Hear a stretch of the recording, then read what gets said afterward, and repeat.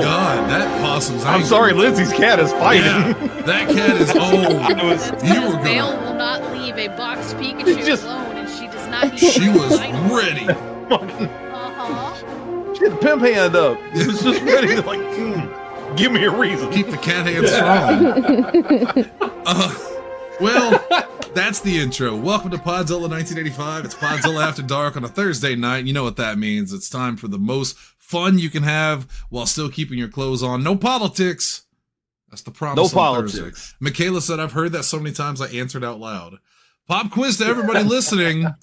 Really quick, the number one band in 1996 on college campuses was Better Than Ezra. What was the number two band? Do the homework and let us know. All right. My name is Shannon Young. I'm going to be your host for the evening. I got about 45 minutes before I'm really going to be in a good mood. So let's get through the introductions real quick. First up is my good friend. You know him. You love him, as do I. He's the bearded delight. He's the Thursday night one. Jesse Kimball. The Thursday night one. Hi. Hello. Up next is the queen of my heart. It's Lindsay Wolfgong. So I watched The Great Muppet Caper today, and I can confirm there are 3 different instances where there's a human Miss Piggy, but there's almost equally the amount of times that Muppets are just flung in different places. So do balance out. Oh, damn it. Oh, well. Zach Price. Zach Price right now is in a jail cell somewhere going, oh, God damn it. Now I got to masturbate. No. He's not in jail. Lindsay is Not doing yet, an E&E bit for the record because I very much do not like when people are dressed up as human-sized Muppets, because that happened in Muppets Take Manhattan, and it was horrifying. It was terrifying. There's clearly a human in a Miss Piggy costume in the background. But absolute nightmare. And it mostly happened in the first one in the Muppet movie. There's not much I love more about the Muppets when there's clearly no one operating them and they just get hurled, just launched across the screen. There's nobody in that fucking puppet. They're just gone. Agreed. That the limbs Yes. Yeah. When they tie Kermit to the fucking ceiling fan, when Gonzo gets dragged into the lake off the skis. Like, again, I would watch Muppet Jackass every day of my life. Okay. Given the opportunity. What about Muppet Faces of Death? Yes, all the time. This is exactly what I'm talking about. You're like making a bit out of it, but when Kermit does that gainer off the roof, he Kermits. The way it just like flops. There's something inherently funny about that. Yes. If you think that's funny, wait till we get to the sponsors for tonight, because there's been some good ones. That's coming up later. Stay tuned for that. Hey, that voice you heard a second ago, she is draped in, I believe it's axolotls. It's Shelby. Yeah. There's constellations on here too. It's so cute. Of course there are. Of course you're wearing a Snuggie that's constellations and axolotls. I'm surprised Beetlejuice isn't on there too. And a can of Monster. Supplies. So that was one of her Valentine's Day presents from me. The other one was Beetlejuice socks. Yeah. There you go. For what it's worth. There you go. There you go. There you go. Oh God, who's up next? Well, let's just say first up is Double H. It's Double H. I don't know why. I had just assumed this was going to be one of those times where it was our little walking library. Like, yeah, but then you would have responded. You would have went, "Oh God damn it! I don't want to be a little walking library." What's up, Dweezy? Brought to you by Trump Phone, coming out for real. It actually is coming out. I saw Penguin Zero talking about it. So finally, no longer, potentially no longer a scam. Joining us tonight, special. Tanner's not here yet. He's locking up the shed. He's putting the trout out. He'll be here in a little bit. But what we do have, of course, he's back with us for a third week. The trout. And we're so happy. No, he's not a trout, but he is a jujitsu master. It's Bryant. I thought it was Dalton. Fuck no. Hi, Bryant. That's not true, first off. But let's just say here, and let that be short for here I am, rocky like a hurricane. Lindsay cut the scorpions have done before you. By the way, Lindsay cut the feed, which means either the cats are going forward with the assassination. Okay, there she is. Clarification. No, I needed to take care of something that did not need to be seen on camera. I have 30 more questions. Dalton and Shannon's heads moved simultaneously. Yes, we did. Like Yes. fucking Yes. Beavis and Butthead. Yeah. There's a reason they don't like us together. I'm Butthead. What could she have possibly been doing off camera? And joining us special tonight, at least for the first half, is the Big D, Dalton Anthony. Yo. Back. And you'll notice, well, I don't have the new graphic up, but we're working on a new set of graphics where we have all of us are at the bottom in little chibi form. And basically when you're on the show, it's lit up. When you're not on the show, it's grayed out. And you're on there because I consider you back in the fold for the most part, for the most part. Where's it at? Hold on. I'll change on it. the stream. Yeah. Oh, okay, I was about to say I have the Twitch stream pulled up. Oh, Here, the camera's gonna look real wonky, but I'm gonna do it anyway. God damn it! I forgot to turn the intro off. There we go. You can see him down at the bottom. This is the pre-run version. This is not the final version. Lindsay is actually drawing the final versions. These are just placeholders. So, very happy about that. It's gonna be real cute. Anyway, all right. Don't know what's happening up there. Let's watch. I'm assuming I'm on the far right. Yes. You're holding Yes, up. You're holding the up action figures. Action Is it a figures. Sylvie? Yeah. It's a Sylvie, everybody. Oh my gosh, where? I don't see her on the. Oh, there she is. She's a little void. No, I was looking at my TV like an idiot, so I'm Well- on like a 30-second delay. But the computer's right in front of me. Dalton, I have some good news and I have some bad news for you. Yeah, what's up? All right. The bad news is I do not have a cat with me. So I'm sorry. All of mine are locked out right but now. the This good room. news is I have one of your old friends here. He wants to say hi. Oh God, is it the thing you stole from Okay. that fucking dolphin? I literally cut a That's Dolphin promo. Mankey. I cut a promo in the ring one time with that fucking dolphin making fun of Dalton when we were feuding. Remember when wrestling was fun? About to say back Yes, whenever. and it can be fun again every Saturday night here on Twitch, still at the Superstation. Where you can see 5 Pro Overdrive. You can see baby. everybody here in action. Except, oh my God, Brian's on camera. Hold on. Ow! Holy shit. Oh shit. Shit, that was a jump scare. I gotta fix it. Oh, I gotta fix the angles real quick. God damn, you scared him away. No. He's gone completely. Damn it! He's a god damn scared it. him. Completely gone now. There he is. All right, he's back. Which thing? Get on camera or get out of Discord? I was trying to do something and it kind of went wrong. Well, at least you're not like Jeffrey Tubin. Could have been worse. Oh God! Oh, that makes me sad. I know that hurts a little. He's such a That fucking hurts good a little. author, I man, know. but I then, know. You know, I know. Hey, let's. We got a lot of fun stuff to talk about tonight. It's gonna be a good show. Let's get to the top. And Jesse, oh, it's a bird. Oh, it's a bird. oh shit! Yeah, Brian has birds. I don't know if you guys knew this. Let me. Oh, we're getting into it too. I do need to know what that bird's name is now, Bryant, by law. Phoenix. Parakeet. Oh. Ball. That is so cute. It's a good name. It It's reminds a me of good bird name. Mojito. And hold on, I need you guys to see. It's a good bird. This real quick. Ah, It's the Sylvie pocket. Oh, I don't like that you call it that. Yeah, Sylvie just hangs out in the pocket. Oh, when did this turn into goddamn Animal Farm? That's just That's different. It's Animal Planet, not Farm. Farm is bad. that's my niece cat right there. She's a sweetie. Jesus Christ. All right. All right. Anyway, so you want to start the show, Shannon? Let me know when you guys are ready. I'll continue to drink until I don't Did care you figure out the anymore. bottle?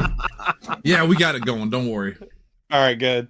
First off, before we get to the motherfucker of the week, I would like to express to everybody here that I've said it before and I mean it now more than ever. My body is a roadmap of pain, right? Even more so now because he ripped flesh off of himself trying to make it better. I did. I won't show you What? because I'm all bandaged up right now. But so Dalton, you know Donnie, Dangerous Donnie 6. Michaela, you know yeah. Dangerous Donnie 6. He came into the store. He was buying some Nintendo games. We were talking about my situation, and he suggested that I try KT tape across it, like crisscrossing, to help support the core and try to help maybe get my abs closer together. This does work, apparently. I said, yeah, man, that sounds like a great idea. So I got KT tape. Lindsay helped me with it. She put it across, like, all the way down. And I got in the shower this morning, and after I got out of the shower, it was a little, like, some of the straps were coming loose. Or some of the stretches.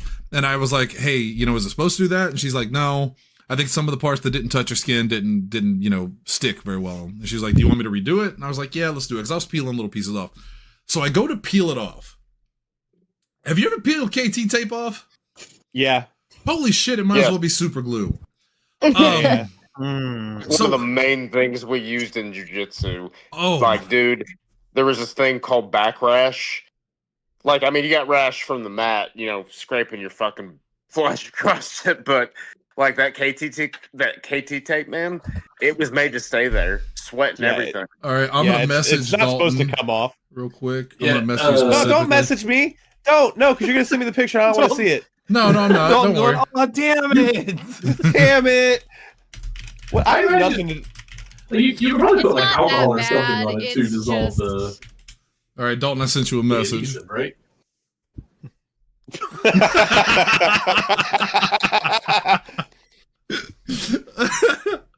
Hunter, I'm gonna send you a message too because you're probably going, "What the hell's going on?" I refuse I mean, to. I feel like most of us are. I'm certain it's not just me at this point. Yeah. No, but you'll get it more than anybody else. Oh god, that was good. Fucking hell. I told you it was good. I'll tell everybody afterwards. I don't want my prescriptions out on the air. Last weekend, wasn't it? It was. It Yeah. was. Yeah. So that was solid.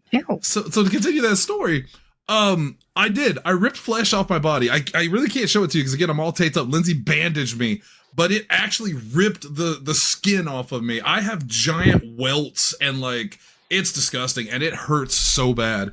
That's why I'm liquored up. So just wanted to explain to you guys why my body is the pain train. Okay, with that said, let's get to the motherfucker of the week. Jesse, can we get to the motherfucker of the week? Oh, 100%. What do you got? Well, we got two. And KT does work, Bryant. Real well. Dalton's got his own motherfuckers that he wanted to talk about. But before he did, I would like to draw everyone's attention to someone I just found out existed, and I hate him. And is it fucking Chud? It's Chudthebuilder. Fuck that guy. I heard about that guy. Oh my god. Builder. What a fucking I mean, really, idiot. you don't even need to explain anything. You should, because it gets much worse. But we can start with a man who willingly calls himself Chudthebuilder. Here's why We don't have like- to say his actual first name. We don't have No, to say his actual I first won't. name. I don't like it. No, I don't. Oh, right. Yeah. Okay. Yeah. Yo, so then I thought this was like a Bob the Builder kind of thing, like some kind of wrestling bit or something. So I Googled it like immediately after you said his name. And the first thing I seen was police tape. Fill me in. What the fuck happened? So Chudthebuilder is a online personality, and this is one of the problems I have with online personalities because online personalities really only have like one thing that they do right now, and it's rage baiting. There was clickbaiting and rage baiting, and he rage baits. This dude talks about how he is standing up for free speech. He goes out, he calls black people the N-word out loud, just yells it at them, says they're chimping out, threatens them to fight him. He just goes out and tries to create crash content because he's a piece of trash. And it's important to note whenever like he says these things, these people obviously have a visceral reaction to blatant racism. Yeah, it's and the second that they take a step towards him, he shows them the gun on his head. He's got a gun. Yeah. Well, really? of course He's always carrying. So everything I'm hearing right now is he's a coward. Absolutely, he's a pussy. 100%. He's a big old pussy. Giant pussy. Yeah, so he's a little pussy. So somebody got him? No, it gets better. It gets someone got him. So yeah, you can't dance in those lands too long without something happening, motherfucker. Yeah, he's also for reference, Bryant, he's in Tennessee. Yes. Some of the greatest wrestling promotions are in Tennessee. Everybody has a gun. Well, he's in Nashville, so about 50-50. Timid Doughball says, cool, another content creator fresh from the Red Flag Factory. And Michaela says, oh, so he's a trash person. He is. Yeah. Correct. First off, Yes. Hunter and I were talking about this. When even Nick Fuentes is calling you out for your behavior, something's wrong. Something's wrong. I originally Shannon was like, "Oh, don't make me." It was, "Oh, damn it! Oh, God Don't damn make me agree it. with, don't make me agree with Nick Fuentes." And I was like, or you could look at it as when even Nick Fuentes is like, "Well, I don't care for this guy." That's the time you step away. That is a good question, Dweezy. I think it's probably Kick. I would assume it's Kick. But the point is, so a couple of days ago, he got kicked out of a restaurant for being racist. He attacked a guy outside because he was calling the guy the N-word. He was threatening him to fight. And the moment the guy got close and touched him, he pepper sprayed him because he's a coward and he has weapons. And he keeps threatening to shoot people. If he comes back around, I'm going to fucking shoot him in the head. I'm going to blow his brains out. So he had to go to court yesterday for not that. It was a debt that he hadn't paid, right? So while he's at court, he apparently gets into a confrontation with an African-American gentleman, a group of them. And he said, according to him, they started laughing at him and pointing at him. And one told him that he had PTSD. And he said, if you pull that chimping out shit with me, I'm going to hit you. And then he hit him. And it ends with Chudthebuilder, which is the dumbest fucking name I've ever heard in my life. My God. And I used to watch porn with someone named Come On Eileen, okay? So, this is the worst thing I've ever heard. Damn, I said that out loud. Anyway, so Chudthebuilder ends up shooting himself by accident. He shoots the other guy, and then he shoots himself. Yeah, so, Brian, someone did get him. Yeah. Someone got, but he got his own before he got. Marshawn Lynch wouldn't know what to say about this. Here's where it gets stupid, though. So, here's where it gets worse. Okay. So he was arrested, and not only has he been arrested and charged with having the weapon, etc., inciting all that, but he's also being charged with attempted murder because the police do not buy his version of the events. So, naturally, Chudthebuilder started his own fundraising page, which he did, to be fair, he did before the shooting, because he was trying to raise money. He got fired. Oh, God, where is it? I want to read this. He got fired from his job because he said that someone had reported him for making racist statements, which he said was edgy, harmless humor. And he says, I know they're not words you want to hear, but it's my right to say them. He got fired for that. So he started to GoFundMe, which of course people donated to. And now that the shooting has happened, I'm looking at it now, it hit its $100,000 goal. So I think it was 90 when you shared it with me. So in the course of a day, another $10,000. And existing as a piece of shit. So I can't find it anymore on Give Send Go. I don't see it anymore. So it may have been taken down because apparently people have been reporting it for racism. But another one has started. Damn. The first one was started by Chudthebuilder, and I hate that fucking name. The second one is created by somebody else who's not Chudthebuilder. Here's the description. On the 14th of May... you would like to hear stories about Chudthebuilder. On the 14th of May, I'm just going to call him Chudthebuilder to save Dalton, was charged with attempted murder after an incident on the May 13, 2026, where he was involved in a shooting outside the courthouse in Clarksville, Tennessee. He was clearly provoked, and as a true patriot, we must all come together and support this man and his family in any way we can, as he fights for free speech. And then I love some of the comments. Defend the people against woke tyranny. No one should be compelled to go to prison for defending themselves. Oh my God, this is the Kyle Rittenhouse thing again. You can't go somewhere and put yourself in a situation that leads to danger and then get upset that danger happened. That's so fucking ridiculous. And the fact that anyone's paying this dude, oh my God. I will give Donald Trump credit for one thing, if nothing else. He has shown me how stupid this country is. I really had faith in this country. I don't know why, but I did. I'm really losing it now because motherfuckers like Chudthebuilder. Mm-hmm. Do you guys remember the old meme format where it was the 3-panel comic of the guy riding the bicycle and then he sticks the stick in his own spokes and wreck? All I can see is somebody, if this was 5 to like 8 years ago, and somebody making that where it's Chudthebuilder. It's just doing a racism is the stick, and then he lands, and it's why would black people do this to me? Like. What it is. Chudthebuilder is just a symptom, folks. He's not the virus. Because there's also people. What's this little fuck? Doherty is his name. Jack Doherty, I think, is his name. Oh God, yeah. You know what I'm talking about? This little internet fuck who's about 5'2", weighs about 100 pounds, soaking wet, and always Michaela has said a bodyguard. always has like a 7-foot tall dude walking around with him because he literally provokes people into a fight, and then the moment they try to step back to him, the bodyguard steps in.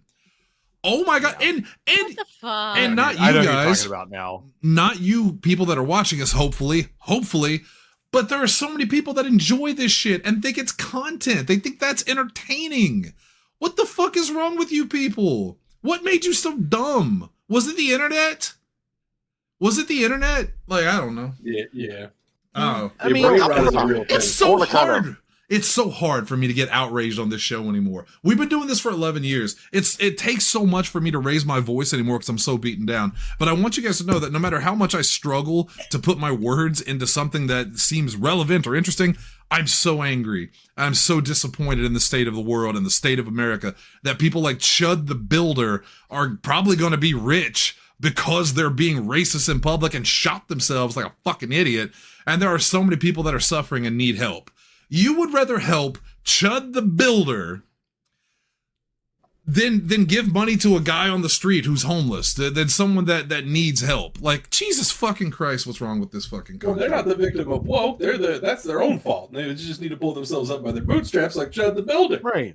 Chudthebuilder. He built some bootstraps. Pulled them. I'm just going to stop being polite and nice, and I'm just going to start saying things like, I hope he dies. I hope someone fucking kills him. I hope someone shoots him down. That would be funny. I'd like to see a live stream of that. I'm gonna say, I don't think he's gonna need anybody else to do that for him in the very near future. He's gonna post on kkk.org one response, and I'll shoot myself in the leg, and then he responds to his own post. But he's got his hands full with the gun, and that's how he ends up with the. So that's the Ballad of Chudthebuilder.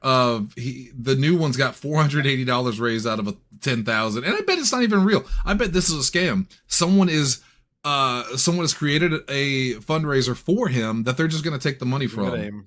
Yeah. Hey, can you guys hear me? My microphone's screwed up. Yeah, we got you. Yeah, you're good. Okay, You're cool. I'm so happy that it was his own gun that got him. That was the best part. Whenever I saw that news article, because he popped up on my feed a week or two ago doing his stupid shit. And then whenever I saw the article of him shooting himself in the leg, I was like, thank God.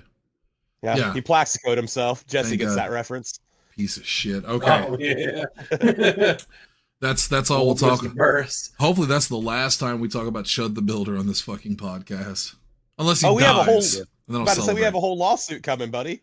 We have a court case. We're going to hear about Chud. Oh boy, I can't wait for him to go to jail and tell all the prison inmates about his YouTube channel or whatever. Oh, he's not getting a YouTube channel. He got kicked off that. I hope he is the Tobias Beecher of Oz. He won't get his own YouTube channel, but he'll be on like fucking Fox News, One America News, yeah, like and all those other motherfuckers. Turning Point USA has a spot ready to go for him. They're probably putting in bids right now between like TP USA and One America News and all those other fucking alt-right horse shit ass platforms. But you know who's not putting a bid in for it? InfoWars. No, they've already got they got Tim Heidecker now, so he's in charge of that. It's a good change. I'm so excited. And I will, You're gonna kill your throat. Hey, do you want a palate cleanser before you go to the next thing? Yeah, because then Dalton's got something he wants to complain about. I'm reading a back and forth argument on a subreddit, and I need you to know the first guy is always massively downvoted, and the other guy is always massively upvoted. But the first guy literally just says there are only two genders. It's science. Anything else is just personality and feelings. The response he got was, no, there are 65 genders, and every time you complain, we add 5 more. Well, he responded, wait a minute, are you an actual denial? Or are you kidding? Or are you an actual denial? And the second person came back and said, there are 70 genders, and every time you complain, we add 5 more.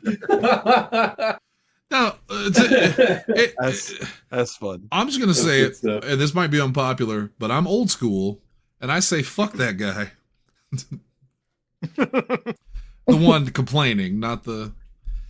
Dalton, you should have clarified, and now it's become a you discourse. had something to say. There's 75 genders. I do have one more. 75 genders, and Chudthebuilder chose racist bitch. I have another palate cleanser. We can do it after Dalton's, though. Yeah, we'll need it. Yeah, Dalton, so you had something you wanted to talk about here. You had a special motherfucker I have that you were going to come on motherfuckers of the week. and talk about. So I'm going to go this ahead and give popped you up- the floor and let you go. Okay. Am I good? Yeah, go Are ahead. you gonna keep doing the bit? Okay, cool. I was gonna start, but I was afraid you were gonna talk again.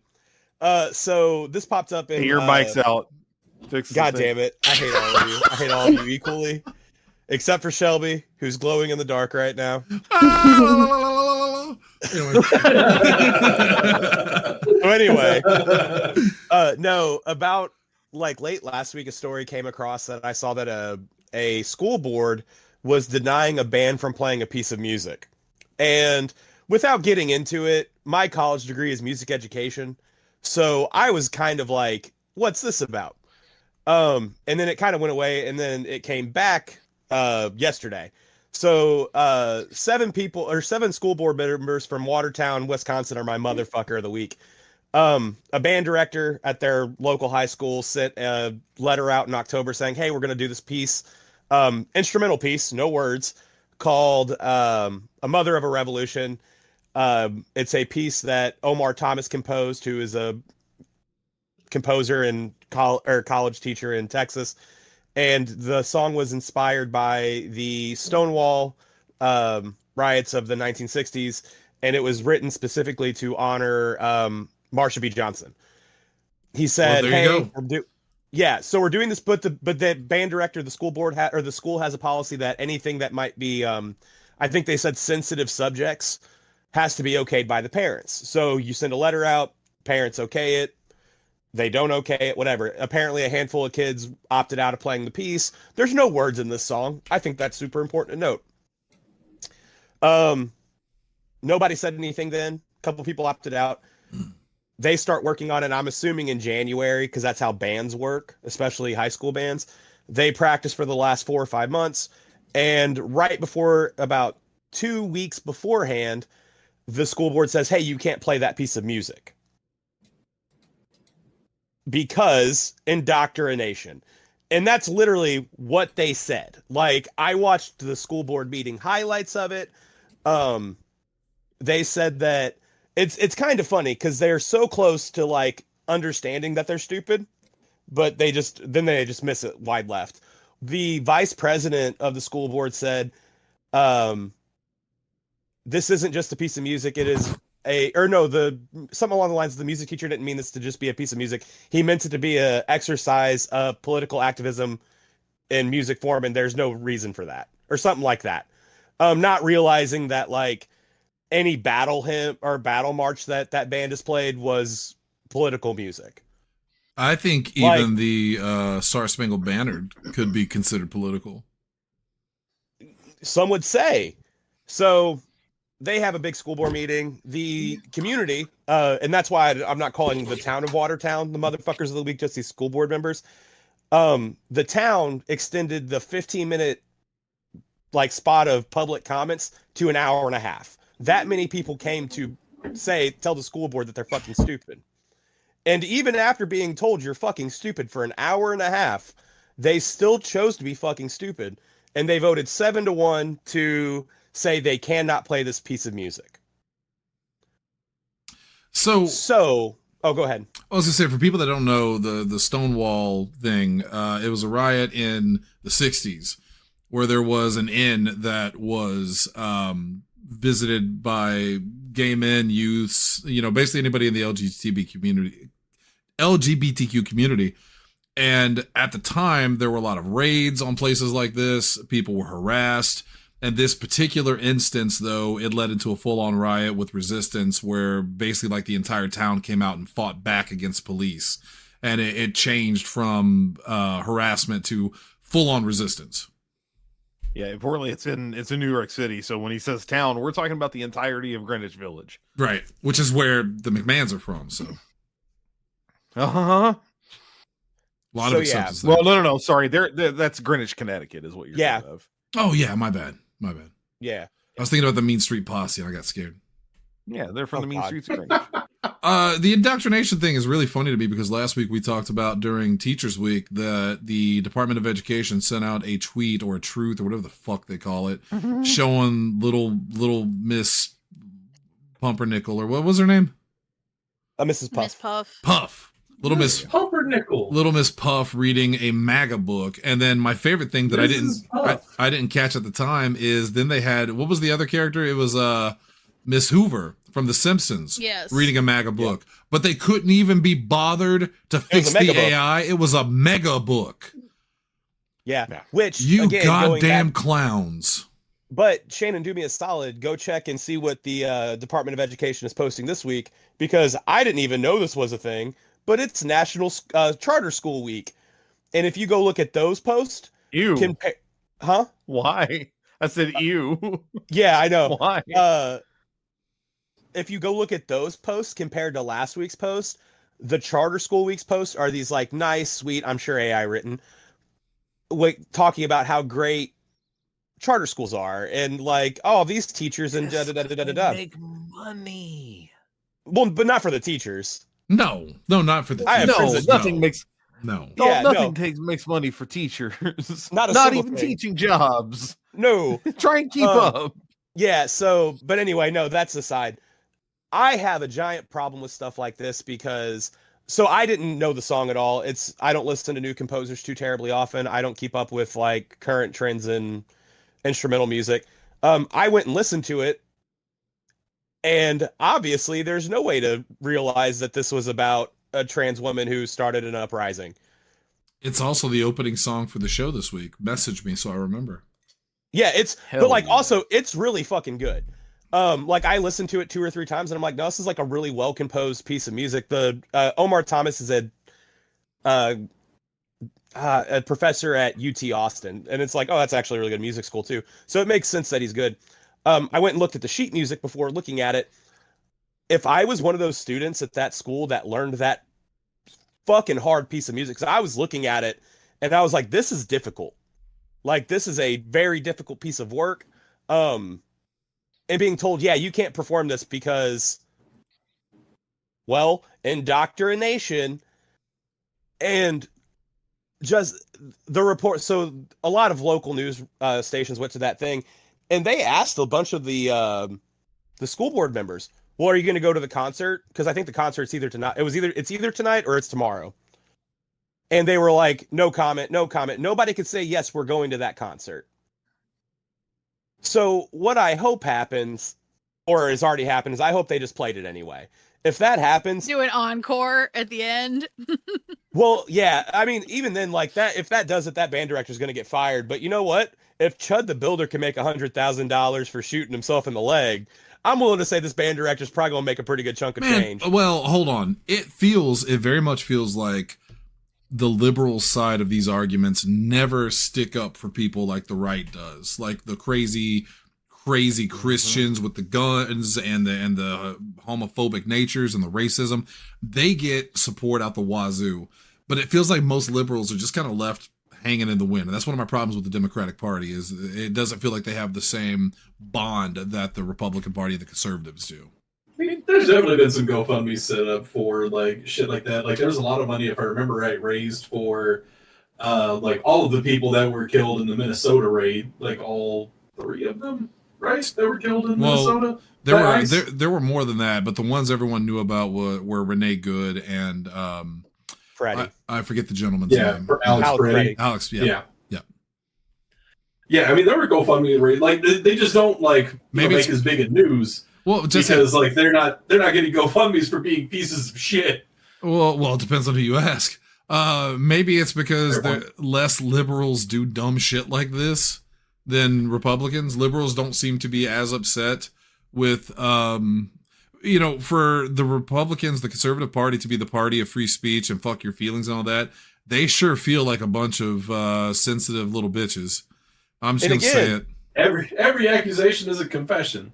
Yep. Like that applies to so many things. Yeah, and again, this piece of music, A Mother of a Revolution, it goes pretty hard. Like, it's a pretty I'm listening good, to it right now. It's real fucking good. I was in like... Well, Dalton, Go ahead. I want to go back to Doughball asked a question for you. She said, or they said, hold up, did you say it was a Christian school? Because if they want to complain about indoctrination, did you say it was Christmas school? Christian school? No, I don't believe it was a Christian school. Okay. I believe it was a public school. That school also, those kids, like hundreds of them walked out the next day of the school. Yeah. They like did a protest. They were like, nope, this is stupid. Which good on those kids. I mean, the kids, I want to say that the generation, like, it's always one of those things where it's like, oh man, is this the generation that's going to screw us over? I'm pretty cool with these current ones coming up because they seem to be pretty like on shit whenever stuff goes on. No, I believe it's a public school. And the whole argument of private private Christian schools versus public schools is a whole thing that I don't want to get into, but because it's not an argument. It's one of those things that it's just kind of, it's there. Yeah. But this was 8 people who I'm willing to say I have more knowledge about how the educational system works between all 8 of those people to get combined, making choices of what happens in a music classroom. And that does not sit right with me. Mainly because they like music and art not being political, which is music and art shouldn't be political, is the fucking dumbest thing ever. I agree. Like, I've heard a lot of dumb shit in my time. Saying that music and art is not political is the dumbest shit I've heard in a while. Music and art is built to be right. political, almost explicitly political. Yeah. It's resistance, it's emotion. Yeah. And if you can't listen to a piece of music and not like the fact that it makes you feel uncomfortable, that says more about you than it does the piece of music. Because, like, again, I went back and listened to the piece, and I would like to think I'm not a giant piece of shit whenever it comes to people's rights, and it didn't bother me. No. If you listen to that... Oh, sorry, go ahead. Finish your No, you're good. No, you're good. I was gonna say, I was listening to it, like nothing about this screams like, you know, this is any sort of a liberal agenda. It's a good track. It gives me like Batman the Animated Series vibes. It's a very powerful piece of music. It's good. That's rich. Rich coming from a bunch of liberals. The important part. The moment that somebody labeled it anything but, the moment that they said, this is why I wrote it, this is where it came from, that's all it took. Yep. It doesn't matter what it actually sounds like. It doesn't matter if there are lyrics or not. If you say this is what I intended, they will hold that against you until it's all said and done. Which is wild. Have you listened to conservative music? It's terrible. It's so bad. It's so bad. I did send the song Kiss to my fish. In the live streaming chat if anybody else wants to listen to it at some point. I do, because I'll have to steal it for the show. Yeah. So yeah, Dalton. Yeah. Ooh. Go on. And hopefully I get to come back next week and be like, hey, that band director's the motherfucker of the week in the sense that he is the coolest motherfucker of the week. Well, I guess that's up to the audience. Should Dalton come back next week? Vote in the chat. And it's not up to you. It's not up to them. I'm going to ask all you next votes are inherently political. Yes. Reminder: Dalton is a former professional wrestler. He is also liberal. He's been infected by the woke mind virus. He's got a huge years ago. Yes. Michaela's thing, but Dweezy did point out that this report that kids are not doing math or reading as well as they were 10 years ago. The reporter blames screens and lack of pen to paper homework. Greg Abbott, in Texas is threatening funding issues and arresting for student protesting. Like the education system is a fucking mess in this country. I was watching last week's night earlier at the national level, for the record, and sometimes at the state level, but not the people actually doing the teaching. I was watching last week's night earlier, and they were pointing out that thing where Trump is just. Grandpa is just talking about how Iran can't have a nuclear weapon. Meanwhile, he's surrounded by literal children. And there's Linda McMahon, and they're not there for anything related to any of that shit. It was something to do with the presidential fitness test they're trying to bring back. And he's just on about it. They can't have a nuclear weapon. We can't allow that to happen. What the fuck are you doing? Did they go over him telling the little girl that she shouldn't do volleyball because she's not tall enough? I saw that. No. Yeah, I saw Yeah, that. that was in that interview too. Yeah, so everything that Hunter said about the educational system working from the top down is inherently fucked up right now. Everything about America is fucked up right now. Well, yeah, but it's not the people in the classrooms doing the work. That's what I'm saying. It's not the people. Yeah, doing no, the I'm work. agreeing with you. Like, I'm just like, if you're blaming that system, it's not the small level that you want to blame it on. It's the larger level. Quick, not Dweezy's helping. right. Yeah, Dweezy. He did also blame Obama. Well, that's because everything's Obama. Or everything's Biden's fault. Obama's fault. Well, because he used that auto pin. And actually, Nope, that was O'Biden. It's not the. Oh, Biden! It's not. I did that one on purpose. It's not that everything is Obama or Biden's fault. Everything is still Obama's fault because Biden is also Obama's fault. Yeah, because Biden is Obama, according to Donald Trump. Biden. It's pretty bad. Yeah? Jesse? I really like that Trump is still like sending fucking tweets and shit out about like Biden sleeping and riding the auto pin and shit like that. Like, he's literally falling asleep on camera. We have seen you asleep Literally. on camera on live, like on national television, more than once. Yeah. Yes. Motherfucker, we saw you shit yourself live on TV. No, we heard it. Bryant, go ahead. We heard it, and we saw everybody's reactions to the fact that he poo-pooed himself live on television. In print, it's called libel. It's not... Bryant, you were going to say something. Yeah, on Easter Sunday, he complained about the fucking auto pen to a table of children. Like, there's a video of this. He just sat there, like he was like giving a fucking speech on a goddamn podium. Like, he also said, "Praise be Allah." Yeah, I was about to say, praise 6-year-olds. Like, Biden used an auto pen. You wouldn't believe this. And if there was a kid that had enough sense. Imagine a 5-year-old that's listening to the president of the United States look at him and swear to God, there's a video of this. Say, what? That's because so many of those kids wanted to get back to TikTok so they could watch Chudthebuilder. In fairness, Donald Trump didn't know what they do on Easter because if he sets foot in a church, he'll set on fire immediately. No, damn it. I can't do that. He is God's chosen president. God protected him. He didn't protect those kids of Sandy Hook because he needed to protect Trump from that bullet in Pennsylvania. Fuck those kids. They ain't never made a law. Have you guys heard about like they ain't fucked the penthouse model for money? I know nobody here is watching the new season of The Boys except for me and Shelby. Damn right. Watching weekly recaps because I can't watch bloody shows. But yes, I agree with everything you're about to say. Eric Kripke is really pissed off at like how he's trying to satirize and parody what this administration is doing, and they keep outdoing him every week as the episode airs. Like, the episodes are prophetic. Hunter, we talk about this all the time. It's SNL. How do you write parody that is weirder and funnier than reality? I'm not watching The Boys anymore. We gave up a couple of seasons ago because it just wasn't holding our attention anymore. But the fucking, I'm aware of this part. The gold statue of Homeland. Yeah.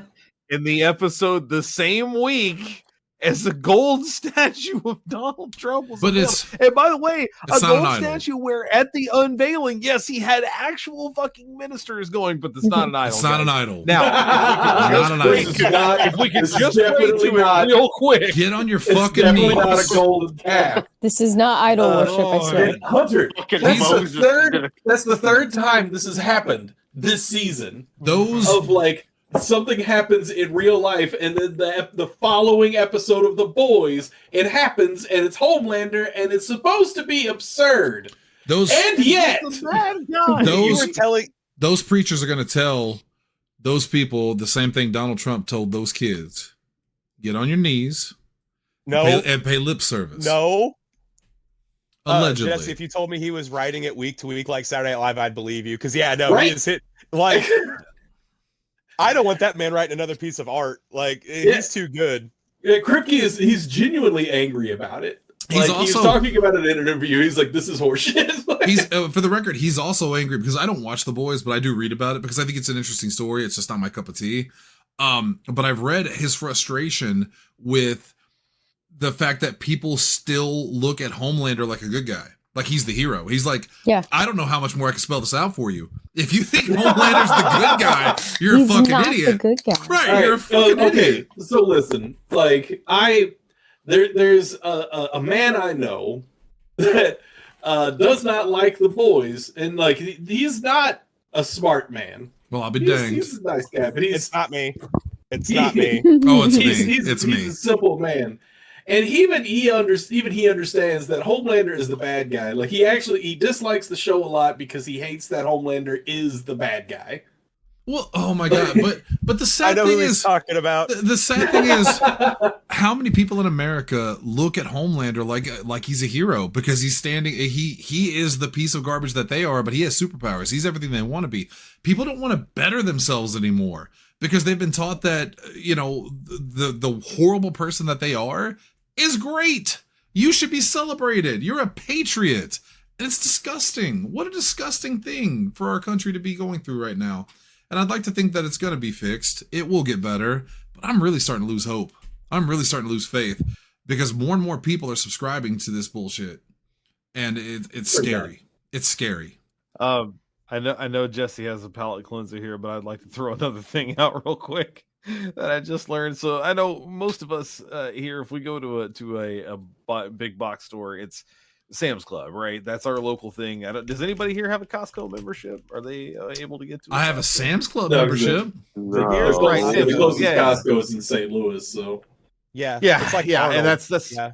that's why I don't have one. Yeah, but a couple times I've wanted to go there. But you guys are aware of the Costco hot dog, right? Oh yeah. yeah. Yeah. The Sam's Club is the same $1.50 thing. Costco hot dog, refillable drink. Yeah, and you've probably heard the story of the founder Killing being them. like, "You raise the price on it, I'll fucking kill you." Yeah. So people have heard this story.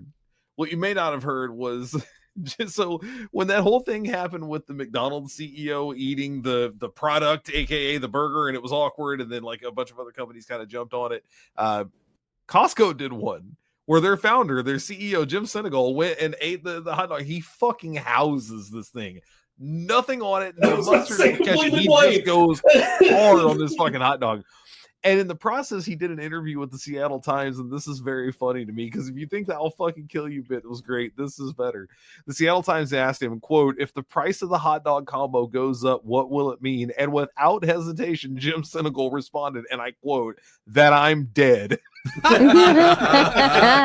He went full in on, like, he explained the whole thing. He said, "We've kept prices down. It's a Kirkland signature hot dog. It's 4.4 ounces, slightly bigger than a quarter pound." He went in to talk about like all the different ways that they go about it. He said it's the best ingredients you can get in a hot dog. I know it sounds crazy, but we spend a lot of time on it. And they asked him, and again, why is this a big deal for you? And he said, because everybody talks about it. People look at that hot dog and say $1.50. This is unbelievable. It's the same thing you'd spend $7 to $8 at the ballpark for and not even get the same quality dog. It's something that we're known for. When you get customers that are delighted with something, it's worth your time and energy to make it work. Yeah, which is There why, are still a couple of motherfuckers running a business out there who get some shit. which is Yeah, and why he- Starbucks provides an experience. No. Oh, What? man, that What? whole thing. But yeah, no, that's the whole thing at Costco. Like they sell it at a loss, but it gets people in the store. We follow a similar thing at Gaming Grounds, a 7-Eleven Broadway for all your gaming needs, because we're not greedy like those other stores. I see prices that are twice as much as ours. We keep our prices as low as possible because we want people to be able to play the games and enjoy them. And in return, we have a community that loves us. Oh, I thought you were selling That's why hot you dogs keep now. running. I would That's why love you to keep sell hot running the Tim dogs. Heidecker bit. That's some small prices. Small prices. I said premium, more like creamulum. Also, Jesse, can you for get what your it's worth- damn thing? Because we're at like an hour at this point. Jesus Christ. Go Well, on no, with your so the point, palate Max. cleanser though it's a really quick one. It's the Indianapolis Colts. They did something really fucking cool. They partnered with Disney Plus. So every team is doing their schedule release today. Like they're showing like who they're playing and when. And the Indianapolis Colts partnered with Disney Plus to do a Simpsons themed schedule release. I like that. And Nice. it's fucking incredible. They redid the like the intro theme. And instead of, it's the Simpsons, it says the schedule.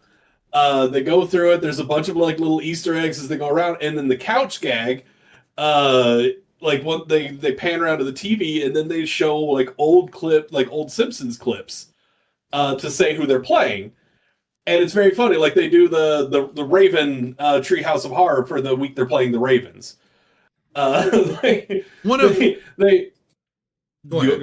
Well, okay, mine's real quick. One of my favorite Simpsons jokes, if you've never seen the episode, there's an episode where there's like a travel agent who books them on a trip to go see the Super Bowl.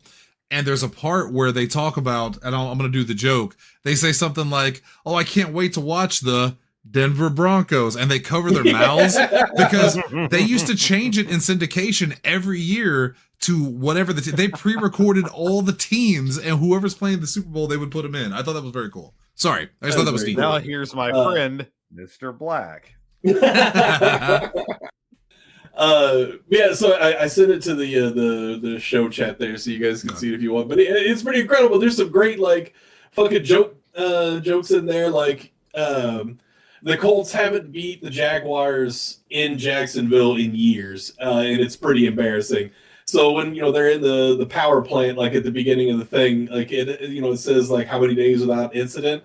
It's like there's been 4,500 something days since like a win in India, or since a win in Jacksonville. It's no matter how bad that team is, like the Colts can never win in Jacksonville. 1 week they're playing the Browns, and like I said, they're doing old Simpsons clips for all of these. And for the Cleveland Browns, the clip is just boring. Oh.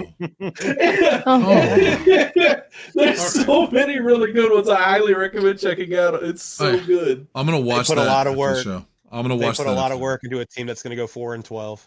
Hey, man. I've got another palate cleanser too, because we can't stay here all goddamn day. Well, hey, you guys want to be here I'm gonna bounce out. No. Stay here for just a second. Video games? Just here for no. He's not gonna talk about video games. He didn't do the homework, but I do want you to hear one thing. I didn't do the homework. I want you to hear one thing before we get there. Double H, Okay. you had something real quick, or do you want me to say mine so Dalton get the fuck out of here? No, I did it. That was my bit. It was the Costco hot dog. Oh, okay. It's done. Well, really quick, I just wanted to follow up, and Dalton, I just think you'll get a kick out of it. I wanted to follow up on a story we talked about last week with eBay and GameStop. Well, eBay has finally yes. eBay has finally come out and given their answer, and it's no. It's Bugs Bunny saying no. Not only did they reject GameStop's bid, they said it was neither credible nor attractive, which I've heard many times, and it hurts every time. So I can't imagine how GameStop feels. I was expecting that to come my way, so I'm very proud of you for the restraint. I wanted to hurt myself and not you. I love you, and I'm glad you came on the show. I had two other things I want to talk about just very, very quick. Hang on. I was expecting it to come my way, and I appreciate the restraint. Things Dalton doesn't hear regularly. Oh, well, love you guys. Bye, Dalton. Good seeing you. Thanks for popping in. And he really did. And he's gone. Thomas Massie is probably about to lose his re-election. Jesse, I don't know if you watch this. Thomas Massie, Hunter and I talked about this today. He's the Republican with a spine, right? Yes, although Hunter sent me something that I had not seen, and I want to read it because I think it's extremely important. Yeah. Because in an article talking about this, where is it? It was the exact article that you sent me. Yeah. It was the CNN one. So I've got it right here. I just found it. So it's from CNN. Massie's got a ton of opposition right now because Trump literally put a guy in front of him so that this person would have it instead. And while he's fixing that, I'll say real quick, because this is the only part I wanted to add to it, was that Trump is paying for a lot of this guy's ads. This has been an incredibly expensive one because Trump so badly wants Thomas Massie to lose. And most of the ads apparently are AI. They are AI generated ads that this other guy has put out to fight him. And it's effective because Thomas Massie is currently trailing. So fuck us, I guess. In the polls, or did they have the actual election? The polls. He's trailing in the polls. It's about a 5% trail right now, which is negligible, sure, but... Because I'm assuming it's a primary election. When is the actual election? That I don't know. I don't know off the top of my head. Plus, I'm drunk. But God here's, damn it. I mean, here's the thing that Massie said. Literally, did you just read this aloud? I agree with Trump. No, I waited for you. Okay. Yeah, so he literally says, because he's trying to get his base behind him, quote, "Let's talk about the elephant in the room. I agree with President Trump a whole lot more than I disagree with him. The list is long. The Save America Act to require proof of citizenship to vote, stopping immigrant welfare, fighting the woke agenda, defending the Second Amendment, protecting the life of the unborn, securing the border." And it's like, man, this brings us to an important point I want to make, and this is the only thing I wanted to mention on this, is that because we've talked in the past couple of months a lot about how Marjorie Taylor Greene has come to the light, that people, that the Cheneys even talked about Donald Trump, but it's important to note, and fucking Thomas Massie just exposed himself, that yes, every so often these fucking whack jobs, and I have praised Thomas Massie in the past couple of months because of him trying to expose the Epstein files and standing against Donald Trump whenever he can. But it's important to note that, like, just because these people find one or two things that you agree with and you go, oh, finally they're making sense, they still suck the ass of the worst kind of demon. Well, see, like, I like it when they at least like stick to their morals. Like Marjorie Taylor Greene is an awful human being. Yes. But she didn't like, you know, she had a consistent message. It was a shitty message, but she stuck with it. Up to the point of being ousted from the Republican Party. Like, granted, she timed it where, you know, she got a bunch of benefits and, you know, there's a book. And she's writing a book. Yeah. But like she did stick with, you know, she stuck to her guns. Like what was important to her, releasing the Epstein files, no new wars, all this other stuff. Like and I do appreciate that, but like that's not really, I'm still not going to say I'm a fan of Marjorie Taylor Greene or that I like her in any way. I want them to come to the light because I want to believe that people can see the error of their ways and go, oh, I was wrong. I supported this cause and I was wrong. And Marjorie Taylor Greene has said that. The unfortunate part is that, like, it's not the parts you want her to disagree with. It's not that gay people should have the right to exist, or that trans people should have the right to exist, or black people should be treated as equals. It's not that. It's, well, sex assault victims should be, you know, believed. Of course they should. But what about black people? What about trans people? And I'm saying this as someone who's given them credit in the past. We cannot put these people on a pedestal for the bare minimum when everything else they do is so incredibly bad. Thomas Massie said, I agree with the president 99% of the time. So please vote for me. I will continue to support the president. At least Donald Trump, you know what kind of fucking snake he is. Well, and so when he's pulling his Donald Trump, you go, yeah, that makes sense. And you can't even be mad at him for it. But the rest of these people, both on the right and the left, because the Democrats are fucking shady as hell too. I'll say it. We all know it. It's just depressing. Politics sucks. You don't go into politics unless you are a real piece of shit. With that, I would like to announce my bid for the Cape Girardeau mayoral candidate. I'm running on the next election, Jesse. Just got a few years. All right. Are you talking about people who know that we stop? Liberals are just as bad? How about Adam McKay, who said that no group is worse than white liberals? Thanks, Adam. The only thing I can think of when he says that is, do you remember that SNL skit? It was I think it was like right after Trump got elected the first time, and it was Dave Chappelle hosting. And they did a skit where everybody's in a room watching the results live. Yeah. And it's Dave Chappelle and Chris Rock, and then a bunch of white people. I remember Cecily Strong was there, Beck Bennett was there, I think A.D. Bryant, maybe some other people. And the whole time it was the white liberals being outraged because, well, this is ridiculous, while the black people were like, yeah, that's common sense, man. That's kind of what I think of. There is a kind of disconnect when it comes to some white liberals and the message they say. So I don't entirely disagree with what Adam McKay was saying. But like you said, the way it's worded is terrible. Like you're digging for the good point. For the record, Adam McKay is the director of like Step Brothers and a bunch of other movies like that. And he was complaining about the way that the Democratic Party has handled things, which is fair. I mean, He said, and I quote, Who would have guessed lying about Biden's cognitive health for 2 years, refusing to do an open convention for a new nominee, never mentioning public health care and embracing fracking, the Cheneys, and a year-long slaughter of children in Gaza wouldn't be a winning strategy. Like, again, That's fair. there's a point to be made there. However, afterward, he says, and I quote, "We're being hit with the high-grade marketing, and no group is worse than white liberals. I mean, they are the worst. I've tried to talk to them about climate. They're so smug and captured, and it just boils down to privilege. When you talk to white, moneyed liberals, they're getting a lot from this broken system." When there are Good people who are God. advocating to keep people in fucking cages, Right. that's the worst side. Yes. It's It's worse. Yeah. It's Look, like when people go, which one's worse, like honky or the N-word? Which one did you say? Yeah. Which one did you say and which one did you abbreviate? Also, That's the worst word. I would like to say, if you're going to pinpoint one specific person to be the absolute worst, it's Bill Maher.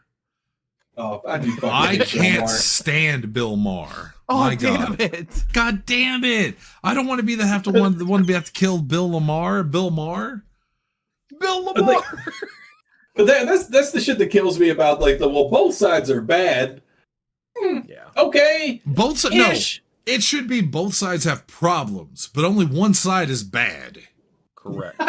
Correct. It's There's a like- big difference between having issues and being actively Racist, sexist, Right, homophobic. Like, take your pick. Because that's the fucking Republican Party. Yeah. I would like to address something that was said earlier in the chat. I think Josie was speaking to me. All right, with that, we're going to move on. Josie also said I just spent $17 at Starbucks for a drink, a cookie, and a K-pop.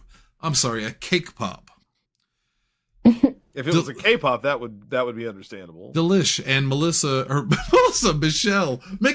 Fuck me. Melissa! Look, I ripped my skin off earlier. Give me a break. Poor Michaela. Michaela's Or awesome. Michelle, She's my or favorite whoever it person. was. Or Michaela or Michelle or Miss Agondriac or whatever her fucking name is. There's Gondriac. What Well- the fuck? There was one last thing I wanted to say to depress you before we got into the topic. I'll make it very quick because we talked a lot about that stupid school thing for Dalton. And that is that you may not have heard this, but the Department of Justice, Jesse, is about to settle a major lawsuit. Did you hear about this? A $10 billion. $10 billion lawsuit. Is this Okay. the Eugene Carroll thing? And to give shielding to any kind of audits in the future Well, to hold on. himself and all his family. Hold on, Brian. Don't spoil the ending. We're gonna get there first. Yeah, Jesse, the Department of Justice is considering settling a $10 billion lawsuit brought on by Donald Trump for his tax records being leaked back in the day. Remember when he refused to release his tax records, as every presidential nominee had done in recent history and even further back? And Donald Trump refused. And why did he refuse? Because as it was leaked, we found out that Donald Trump only paid $700 in taxes in 1 year, and in most years paid no taxes. That's what he doesn't want you to know, is that while you're struggling to pay your fucking bills, and I owe thousands a year on a small business, Donald Trump doesn't pay a single fucking dollar. But he's one of the richest men in America. He doesn't take a presidential salary. That's several $100,000 that like of taxpayer money he's saving right there. Oh God, And- it's like when and soda goes I down think- your throat, but it's whiskey. Fuck. Ow. And Oh, one single think, tomahawk missile. Yeah, but if That's for freedom, Bryant. right, he's Come not taking on. salary, and RFK said that means I that's got like a a bird, I don't 600% need an increase eagle, I in know money what it that he looks like. saved. That's how percentages work. I'm sorry. I need Shannon to come back up the way he did again a minute ago, like he's Blair Witching the camera for us right now. No, I'm not okay. You ever swallowed water down the wrong windpipe, but wondered what it would feel like if it was acid? Not water. Do I have to tell you the story about sneezing vodka again? Do we have that conversation? Yes. That The answer is sucks. yes, I've done the thing you're talking about. It just went to the other category, not down. But yeah, so to continue that, now that I'm feeling a little bit better, not only is it $10 billion to Donald Trump, who runs the Department of Justice, by the way. Donald Trump is suing as a person, not as the president, but he controls the Department of Justice. It just seems like it'd be a little bit of a controversial decision. But it not only is the money, but Donald Trump has said that he is willing to settle for, this is the rumor, $1.7 billion and a shielded protection for him and his family against any like future prosecution over their taxes and stuff like that. Basically, it's stupid mafia. It's mafia if it was designed by McG. It's the goddamn fucking embarrassing mafia made by orange men and stupid fucks. My throat burns. And with that, let's get to the sponsors of tonight's show. No, I'm not done. I think you're done, buddy. I'm not done because I need to mention this really quick. So if you don't remember this, the guy that leaked this tax information, his name was Little John. Hold on, I've got it here because I sent it to myself because I wanted to mention it. His last name's Little John. It's actually his real last name. Yeah. It's his last. Shannon's not just making names up again. So listen to this. Little John was hired as an IRS contractor in 2017. The first leak of IRS data targeted 15 years of Donald Trump's tax returns because he refused to release them, which he shared with the New York Times between around August and October 2019. The story was released in a series of articles by the New York Times in September 2020. It revealed that Trump had paid only $750 in federal income taxes in both 2016 and 17, and in some years paid no federal taxes due to losing more money than he made. Reporting showed there were no known connections with Russia, as had previously been speculated. However, indicated, quote, potential and often direct conflict of interest between Trump's businesses and the office of the President of the United States. And then the second data leak targeted 15 years of tax records belonging to approximately 7,600 of the highest net worth individuals in the United States, the richest of the rich. He chose to share the data with ProPublica due to previous reporting in 2018 on the the inequity of IRS scrutiny. The data was reused for a 2021 June series that revealed that many among the wealthiest Americans pay little or no taxes.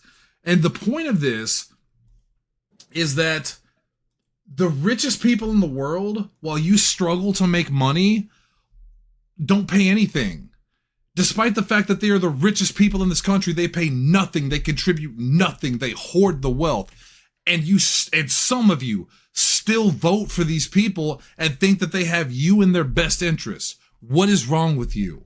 And they could pay those taxes, and it would not even begin. It wouldn't even hurt them. Affect them. No, fellas, like they earned every dime. They worked so hard. That's the part. The number of times that I hear people who are getting ready to go out into the fucking world at large and say like that's what they want to do because they want to make all that money. And I have to look at them and go, you will come close. You will literally never be able to make that much fucking money in your life because you can't earn that much money. The only way you can do that is by exploiting other fucking people. Yes. Well, now, Hunter, they're just temporarily embarrassed millionaires. Oh, Jesse Kimball, I've always loved you, I figured but Hunter would appreciate that. I've always loved you, but I hate you.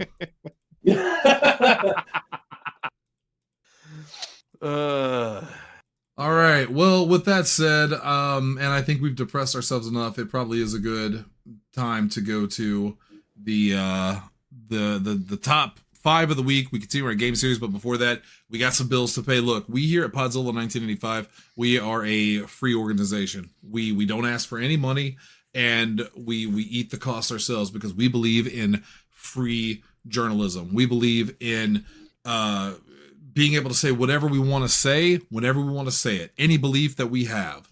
But we do have to pay some bills, unfortunately, so sometimes we take on less scrupulous, especially advertisers, and Double H is about to lay out this week's big sponsors. Hunter, please. I'm sorry. Tonight's episode of After Dark is brought to you by Turkeys, the Holiday Chicken, and Frogs with Hairlines. Tonight's show is also sponsored by the Justice Club for Kenny Rogers and Old Cartoon Wiggle. Tonight's show, that one got me. Tonight's show is sponsored by Chicken Honky Football. Okay. and With Sound and Muppets. Our show is also brought to you by Gonzo's Employment of Toilets and Peanut Butteria, the land between spreads. I don't like how that one sounds. No, our show is also sponsored by Cocaine and Butter Stuff and a multi-body pubris sandwich. What the fuck is that? It's definitely something you said. Oh. And finally, tonight's show is brought to you by Harperton, the Fancy Rat, and Robo Me, Dad. Oh no. Oh, hold on. Did we lose the one? You probably didn't like it. I think it was called Yes, I did. It changed it immediately. I think it was codeine and oh god, what was it? Codeine and something, I don't know. Something bitches. Something The bitches. word bitches was in there. Bitches was in there because you know why? Because people that come in my store sometimes are fucking stupid. And the things I hear them say are fucking stupid. 99% of my customers are fantastic, but occasionally you get one. All right. I am desperately trying to find my list. Uh-oh. Yeah. That ain't good. So speaking of things customers have said, I had one the other day that made me giggle because I thought it was funny, and I hit Jesse with it too. I don't know what was going on in this aisle, but when I walked past, I heard someone go, "Cover your shoulder, lest you be molested." And I was just like, what? What? I kept going. I was like, I don't have time for that right now. I must keep going on this mission I am currently on. And I told her, like, I was going somewhere to do something, and she just hit me back with that. I was like, the fuck? I would have looked at them and said, that's a lot of information, Jim. Look, it's just best you don't interact with some of these people in the wild. Like, let them come up to you. You don't go up to them. Hey, really quick question. Does anybody have my list? Yes, I just found it. I'm sending it to you now. Oh, thank Christ on the cross. You were the All I did was lifesaver. skim back through the... That's what I was trying to do. skimmed back through the images in the main chat. Yeah, that's what I was trying to do, and I failed. Really quick, I want to catch up real quick because Steven actually sent me his list. And, well, before I do that, we're continuing our series of video games. It's about me, video games. Grids.fun. It's Microsoft or something. I don't know. We're talking about our favorite video games, and it's been a great 2 weeks. We're going to continue it. This is our third week. We got some great ones, and then we got one more week, so it's been an entire month. I do want to read Steven's real quick because he didn't get to join in, but he really was excited about this. So I'm going to go through his very fast. His favorite game is Elden Ring. I was a little surprised by that. I thought it would be Destiny because that man loved him some Destiny, but it's Elden Ring. He said best story was The Last of Us. Favorite art style is Marathon. Not the new one, but the old one, the old PC one. He really likes that game. Biggest personal impact was Metal Gear Solid 3, I believe. Snake Eater is the one, which is true. Yeah, I think 3 was it. Yeah. I mean, Hunter, my God, half his design in Pro is of Solid Snake. Yes. So yeah, he's fully designed around Snake. Yeah. Best combat is Ultra Kill. He loves Ultra Kill. I hate we're talking about him like this is his fucking funeral. He's very much alive like Hunter's dad. But important to note, he thinks the most overhated game is Batman Arkham Knight. That's an interesting take. The most underrated, I don't even know what this game is. OTXO. I am not familiar. No idea. That's his underrated. His overrated game is Fallout 4. That's 100% fair. I think that's fair. I really do. Because I was also overhyped for that game and was disappointed a little bit. Needs a remake. Bloodborne. Yeah, of course you knew we were going to say that. And then criminally overlooked Prey. And then we will, the remake, not the original. And we will talk about Steven's picks going forward too. But it's a new day. Yes, it is. It's a new game. Let's get to it. The categories this week are favorite protagonist, favorite antagonist, best soundtrack, best multiplayer, and it's not usually my thing, but play along with us in the chat. We want to hear your picks too. We'll read them out here on the show because we love it. You know, if we remember it, I'm holding it together. Let's start as we have in the past few weeks with Bryant. Bryant, who is your favorite antagonist? I'm sorry, Favorite protagonist. I've been told I refer to them as the incest twins, not the invest twins. One letter makes a huge difference. So, Brian, go ahead. Simon Belmont. He said nothing, but he did everything. Do you have any particular version? It doesn't matter. Anything that David Cox didn't have his grubby little hands in. That's the Lords of Shadow thing. I really like Castlevania Chronicles on PS1. It's when they gave him that redesign. Bitch. Yeah, where he has the... What did you say? He's a bitch. Why? Because he has pink hair?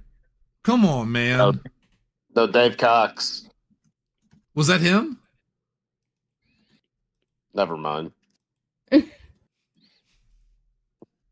He's the guy that ruined Castlevania. He got IGA fired. Oh, yeah. When IGA left, the whole fucking thing died, as far as I'm concerned. I'm going to put this in the chat real quick. This is a picture of Simon Belmont from the game I'm talking about that I think, if I'm not wrong, Bryant just called me a bitch for liking.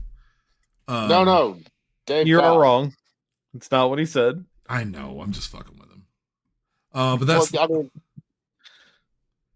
it's a good version. He looks cool. It's just his hair was like pinkish red, and a lot of people hated it. But I guess I would prefer the original Simon Belmont with the like tunic and the blonde hair. I do like blonde hair. Hunter, he had a big hog. I don't know if the Mirror of Fate Well, version is my favorite Simon.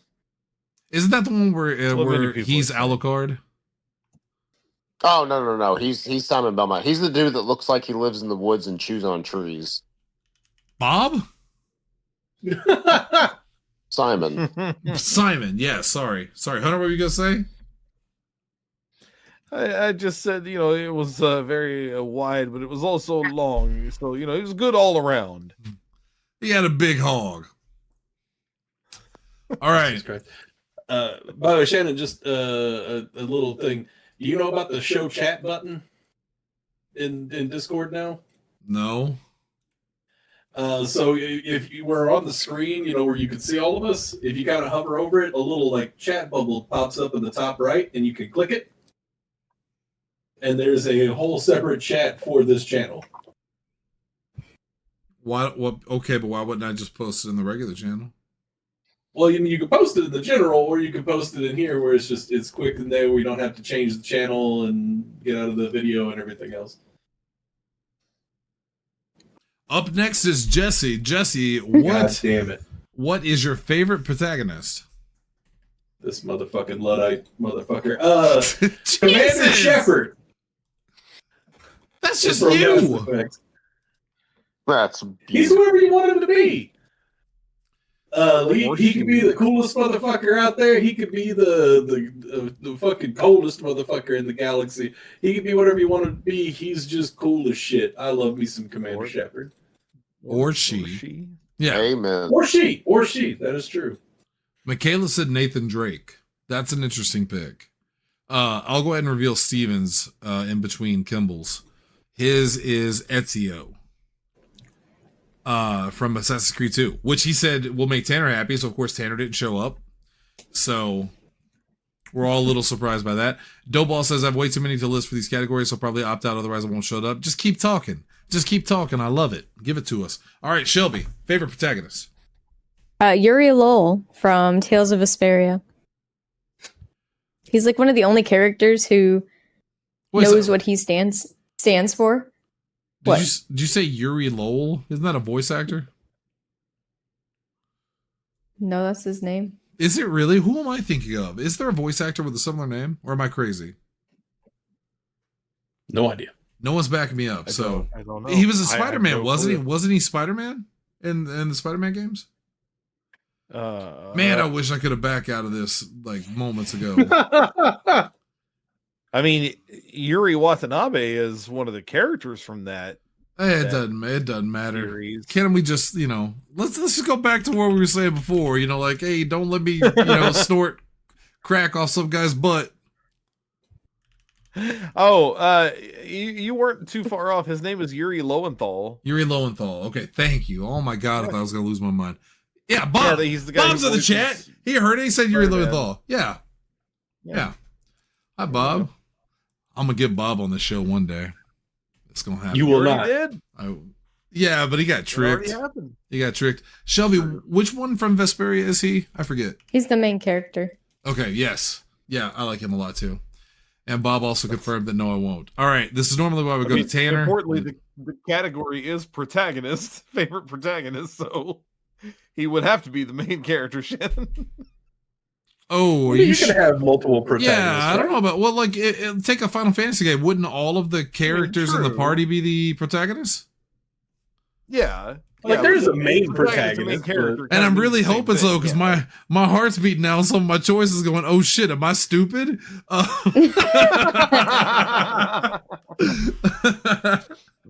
Hunter, we're actually gonna go for you. You're up next. Oh yeah, because Tanner's not here. Yeah. Lara Croft from Tomb Raider. Primarily the reboots. Hmm. I think this is a character that works all the way around because the older version of the character is like super confident, unflappable, basically what Indiana Jones will end up becoming. And I love a good fucking adventurer archetype. I love that already. That's fucking injected in my veins. But the remake, the Tomb Raider remake, and especially that very first one where it's full on like she's much younger. Mhm. She's trying to live up to her father's legacy, the whole Croft thing, shipwrecked stranded on this island and literally having to like come up from, okay, what now? Because I'm stuck here. There are people after me. I don't know where I am. That's just very good. That game is very good just in general. I love in that game the first time she kills somebody and she freaks out. Oh yeah. No game Yeah, shows it's that. serious shit. You gun people Yeah. down in video games constantly and you never really talk about it, but she has a full-on breakdown because of it. And I love that. That's fantastic storytelling. Yep. Want to read off Doball. Doball says, oh God, Tomba, remember Tomba, Narita Boy, no idea, Hana Gloss and Dake from Fear Effect. I don't know the names, but I know the game. Deke. I know the game. Mega Man, obviously, and Prompto from Final Fantasy 15, etc., etc., etc. Well, it's important you said that because my pick for favorite protagonist is Squall Leonhardt from Final Fantasy 8. I just fucking hate myself. I designed a lot of myself, especially during a certain time period after Squall. I tried to have his hair. I even cosplayed him in one of the events we went to. I always thought, I don't know, not so much his personality because he doesn't have one, which was what I was told my entire youth was, you're not funny, you're not interesting, you have nothing. And so that's kind of what I believed for the longest time, was that I had none of that stuff. But I love his clothes. I love his weapon. He gets Renoa, who's the best. I mean, Squall Leonhardt is my dude. So it's definitely him. I even have his outfit in Final Fantasy 14. He's got we talked about this on our Final Fantasy show, which Dalton was on. I think the Gunblade did win like best weapon in Final Fantasy, but it barely eked out some of the like with 7 with Barrett's machine gun and then the Buster Sword and the Muramasa, stuff like that. But I think the Gunblade is the coolest weapon in Final Fantasy by far. It's a gun and a sword. All right, Lindsay. It's a cool weapon. It's a cool weapon. And plus he's got that scar across his face because the intro to Final Fantasy VIII is badass. All right, Lindsay. So I took the easy way out and went with a player character. So did Jesse, So, technically. well, Sort of. yes, but I'm going with Star Wars: The Old Republic. Specifically, I really liked my Troopers storyline.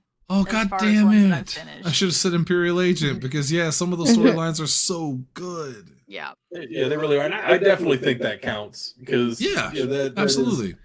Because that unlike like your WoW MMO where it's you have like there is a storyline and everything that follows your character like with But with everybody's Old the Republic, hero.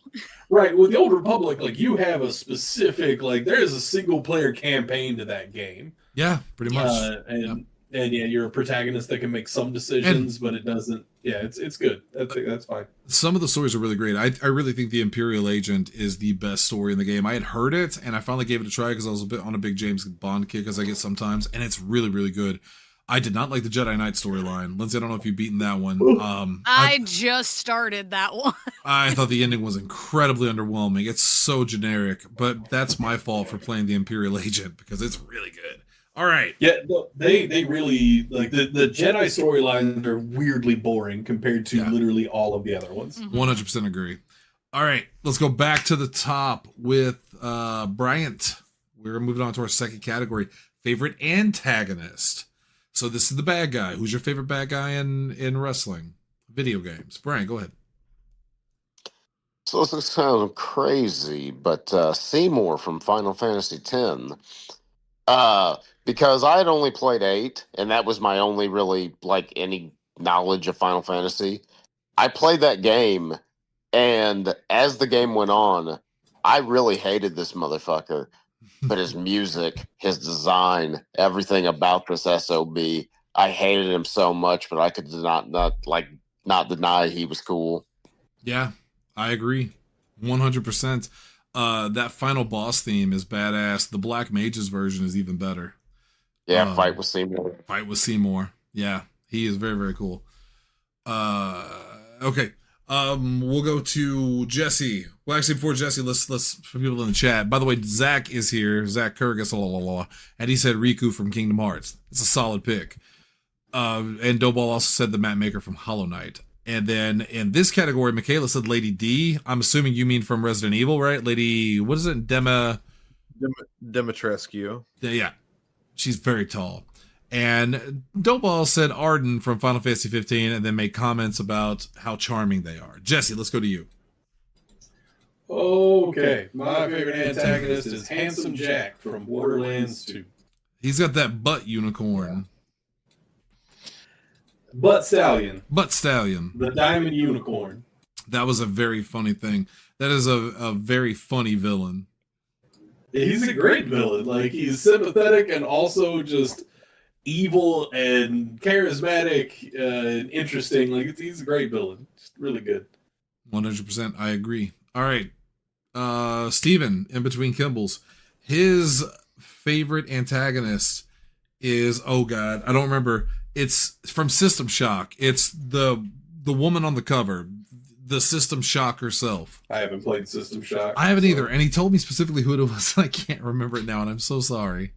Shodan. Yeah, Doughball knows immediately. I remember that name. That's from System Shock 2. All right, I've never played it though, but I know that face. Shelby, favorite antagonist? I'm gonna go with Gruntilda from Banjo-Kazooie. That's a good one. She is horrible and awful, and she does nothing but rhyme, and I absolutely love her. And she's a witch. Is she the green one? Yeah. Yeah, I remember her. Yeah. The game over screen awakened a lot of things in a lot of people, as I recall. Yeah, because she wins and gets to transform. I gotta look this over now, or look this up. I've never seen it because I never played Banjo-Kazooie. Wait, what? It's one of those known things on the internet, man. Oh, what? All right, well, I'm moving on from that. It for the first time. Yeah, I'm moving on from that. That's disgusting. Absolutely disgusting. Let's go to Double H. I can hear the Mac bit here. It's disgusting. Where can I avoid it? Now, Hunter, really quick before you say, Zach said Giovanni for Pokemon Red, and Doughball says they'll delete your save if you use too many cheats in Banjo-Kazooie. And Shelby is agreeing while yawning. All right, now Double H. Yep, sorry. It's that. This is where I finally slotted Mass Effect in here somewhere. It's the Reapers. The Reapers from Mass Effect are my favorite antagonist. Because to me, they are the epitome of we know we're right. We're doing what is supposed to be done. And you trying to stop us is problematic. The Reapers exist to make sure that no one civilization gets way too technologically advanced and becomes problematic. So they come along right in time to flatten that, and humanity fights back and goes, no. Button. Yeah, and they go, no, you can't do that. We're humans. And the Reapers are like, are you fucking kidding me, man? sit down. You are a problem. They're the ones. It's horrifying. It's scary, but they're the ones at the very end of 3, right? Like they're the final thing you kind of have to face. I mean, they're throughout the entire thing. Yeah, there's a bunch of different. You could throw the elusive man in there. That's Martin Sheen's character. Saren from Mass Effect 1 is really good. Yep. Who's the bad guy in But Saren, Andromeda? of course, is also. I mean, there's another, like, you've discovered a new race or another group of people, species, and they're also a thing. I really don't remember all that closely, if I'm being honest. It's been a while. I do remember your first contact with that new group is like, oh, they're bad. Okay, shit. Saren, though, I mean, like Jesse mentioned, is literally just a pawn of the Reapers. I mean, he exists to do their dirty work. Yep. Just a human version of them. But the Reapers are those giant squid-like things Right. that just, the terrifying attack things. Earth. And, yeah. And again, it is kind of poignant that the longer it goes on, the more you're like, there are a lot of people who think that it's like the Thanos bit. They're like, maybe the Reapers were right, man. Maybe we deserve to just start over. We botched it. It's a botch job. It's a botch job. This whole life It's a thing. botch planet. Yeah. Dopeball said in terms of reaction to first meeting the Flood from Halo. That's fair. I think that's fair. It's good.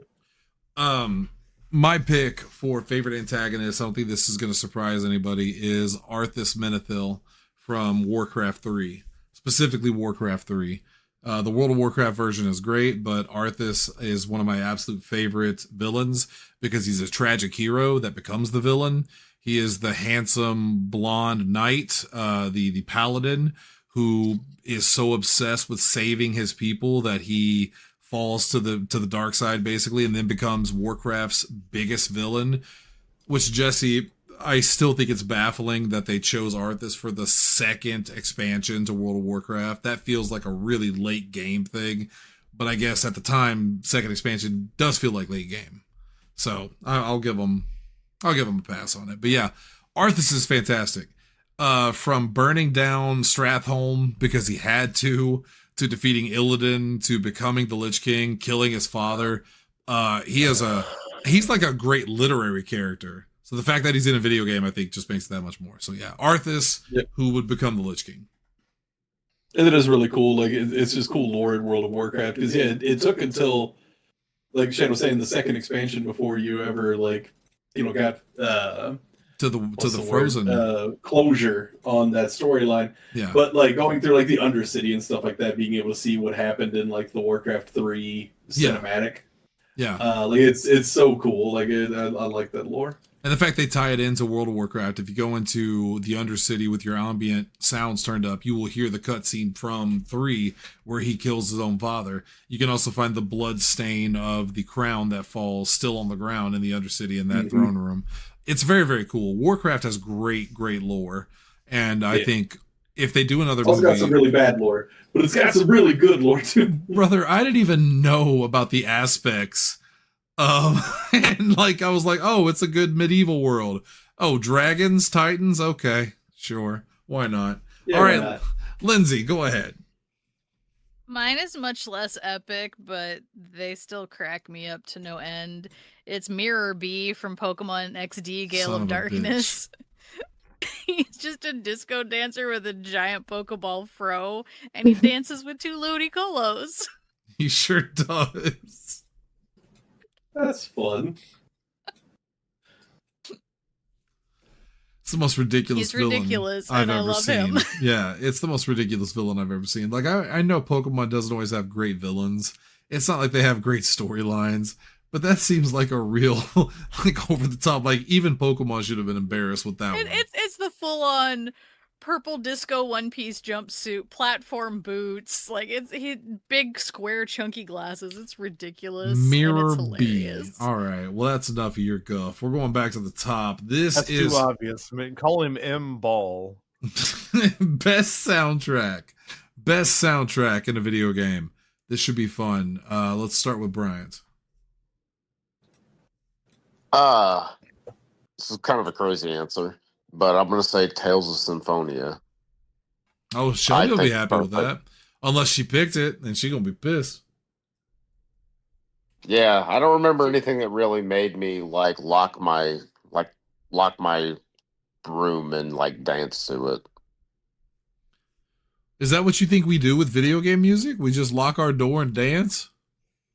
Well, hang on. I act like a monster. Let's not shame. Let's. It is a very good soundtrack, sir. I agree with you. All right, Jesse, best soundtrack. Celeste.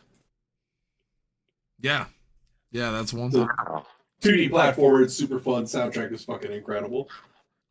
One of those great indie games that you want to support even more now when you hear about the horse shit at the top. All right. Steven's best soundtrack, Risk of Rain 2, which I've not played, but he's real big on that one. So it is an incredible soundtrack. Shelby, best soundtrack. Expedition 33.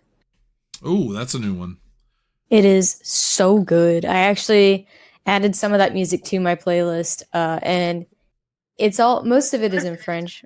A lot of it's in French, and it made me want to learn French.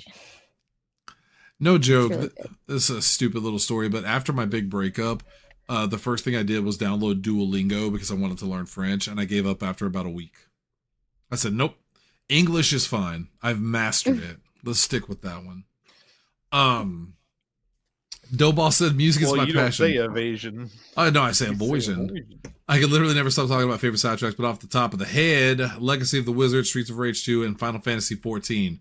Rival Schools. 14 has a great soundtrack. I have a lot of the...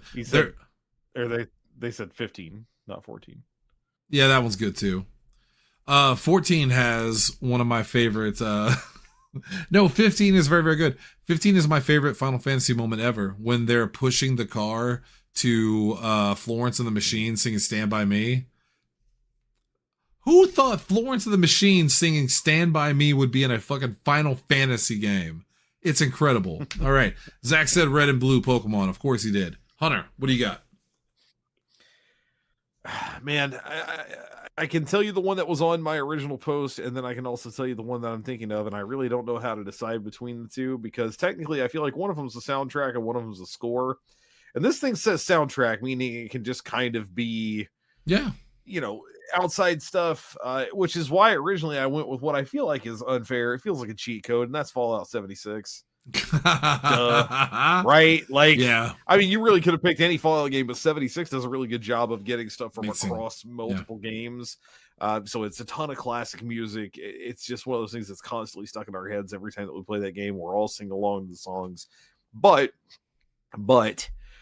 because I don't think anybody underneath me is going to pick this, I would also be just as fine with, from a score standpoint, saying Scott Pilgrim versus the World, or what's the name of the game? It's not that. Scott Pilgrim. Is it not Scott Pilgrim? What's it called? World? Yeah, it is. Yeah, it is. Scott Pilgrim versus the World, the game. You're talking about Anamanaguchi. For some reason. Yes, Anamanaguchi. That's what I was going to say. In terms of like chiptune music and all that, I mean, it's fantastic. It's so good. Score, man. Yeah, 100%. That's a great thing.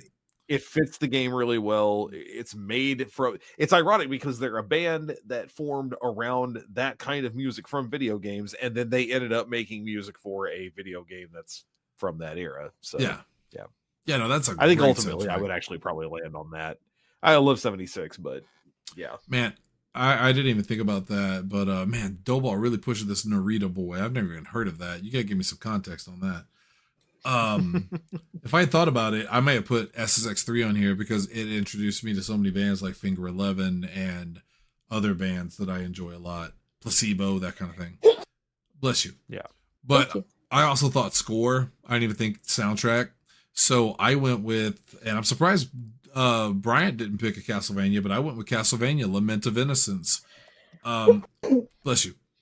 I know everyone goes to Symphony of the Night as the best soundtrack, but man, if you've never listened to Lament of Innocence, it is absolutely fantastic. It has some of my absolute favorite songs in Castlevania. The main theme of Leon Belmont is just amazing. It's like a dance sonata. It's absolutely incredible. I love that fucking song. That whole soundtrack. Whenever I did House 100, when I started in professional wrestling, and they asked me, "What do you want your theme to be?" We came to a decision, and Dalton was part of this because he helped me with it. The main song was a Run the Jewels song from the Venom soundtrack. I don't remember what it was called, but the opening was from Lament of Innocence. It opened with like pipe organ music the very first time we came out, and then went to Run the Jewels. So it's a special place in my heart. So absolutely that. But I would have also said probably any Final Fantasy game ever, because goddamn. Lindsay, what about you though? I Oh, went and with Chrono World of Trigger. Warcraft for this one. That's a solid pick. World of Warcraft has some great music. Yes. The Stormwind theme. And how many will times forever do we live go my into theme. Stormwind Yeah. and we just start humming along with it? Yeah, the Stormwind theme will always get me. That will always be one of my little happy triggers. So I agree with that. Boy, I wonder if that's the last time we'll see World of Warcraft on this show. Let's find out. Back to the top with best multiplayer, and let's start with Brian. Brian, what is the best multiplayer game? World of Warcraft. Okay, would you like to expand upon those thoughts? Uh, Or do you want to So, just like, save it I for don't- later? no, I've played WoW quite a bit, like for like 9 years, and like the social aspect of it and the amount of shit you can do in there, even if it's just killing time and fucking around, especially if you know the people, like the depth that it was able to go, and like even if you didn't have people around, fuck it, stand outside Stormwind and just kind of mess around with some duels, and then just kind of talk here and there, and someone will be down to do something. Doesn't Yeah. matter who they are. It's a huge social game. 100%. Let's put a pin in that because it might show up again later. You don't know. Nobody knows. Doughball said Ghostbusters Spirits Unleashed. We played a lot of that at one point.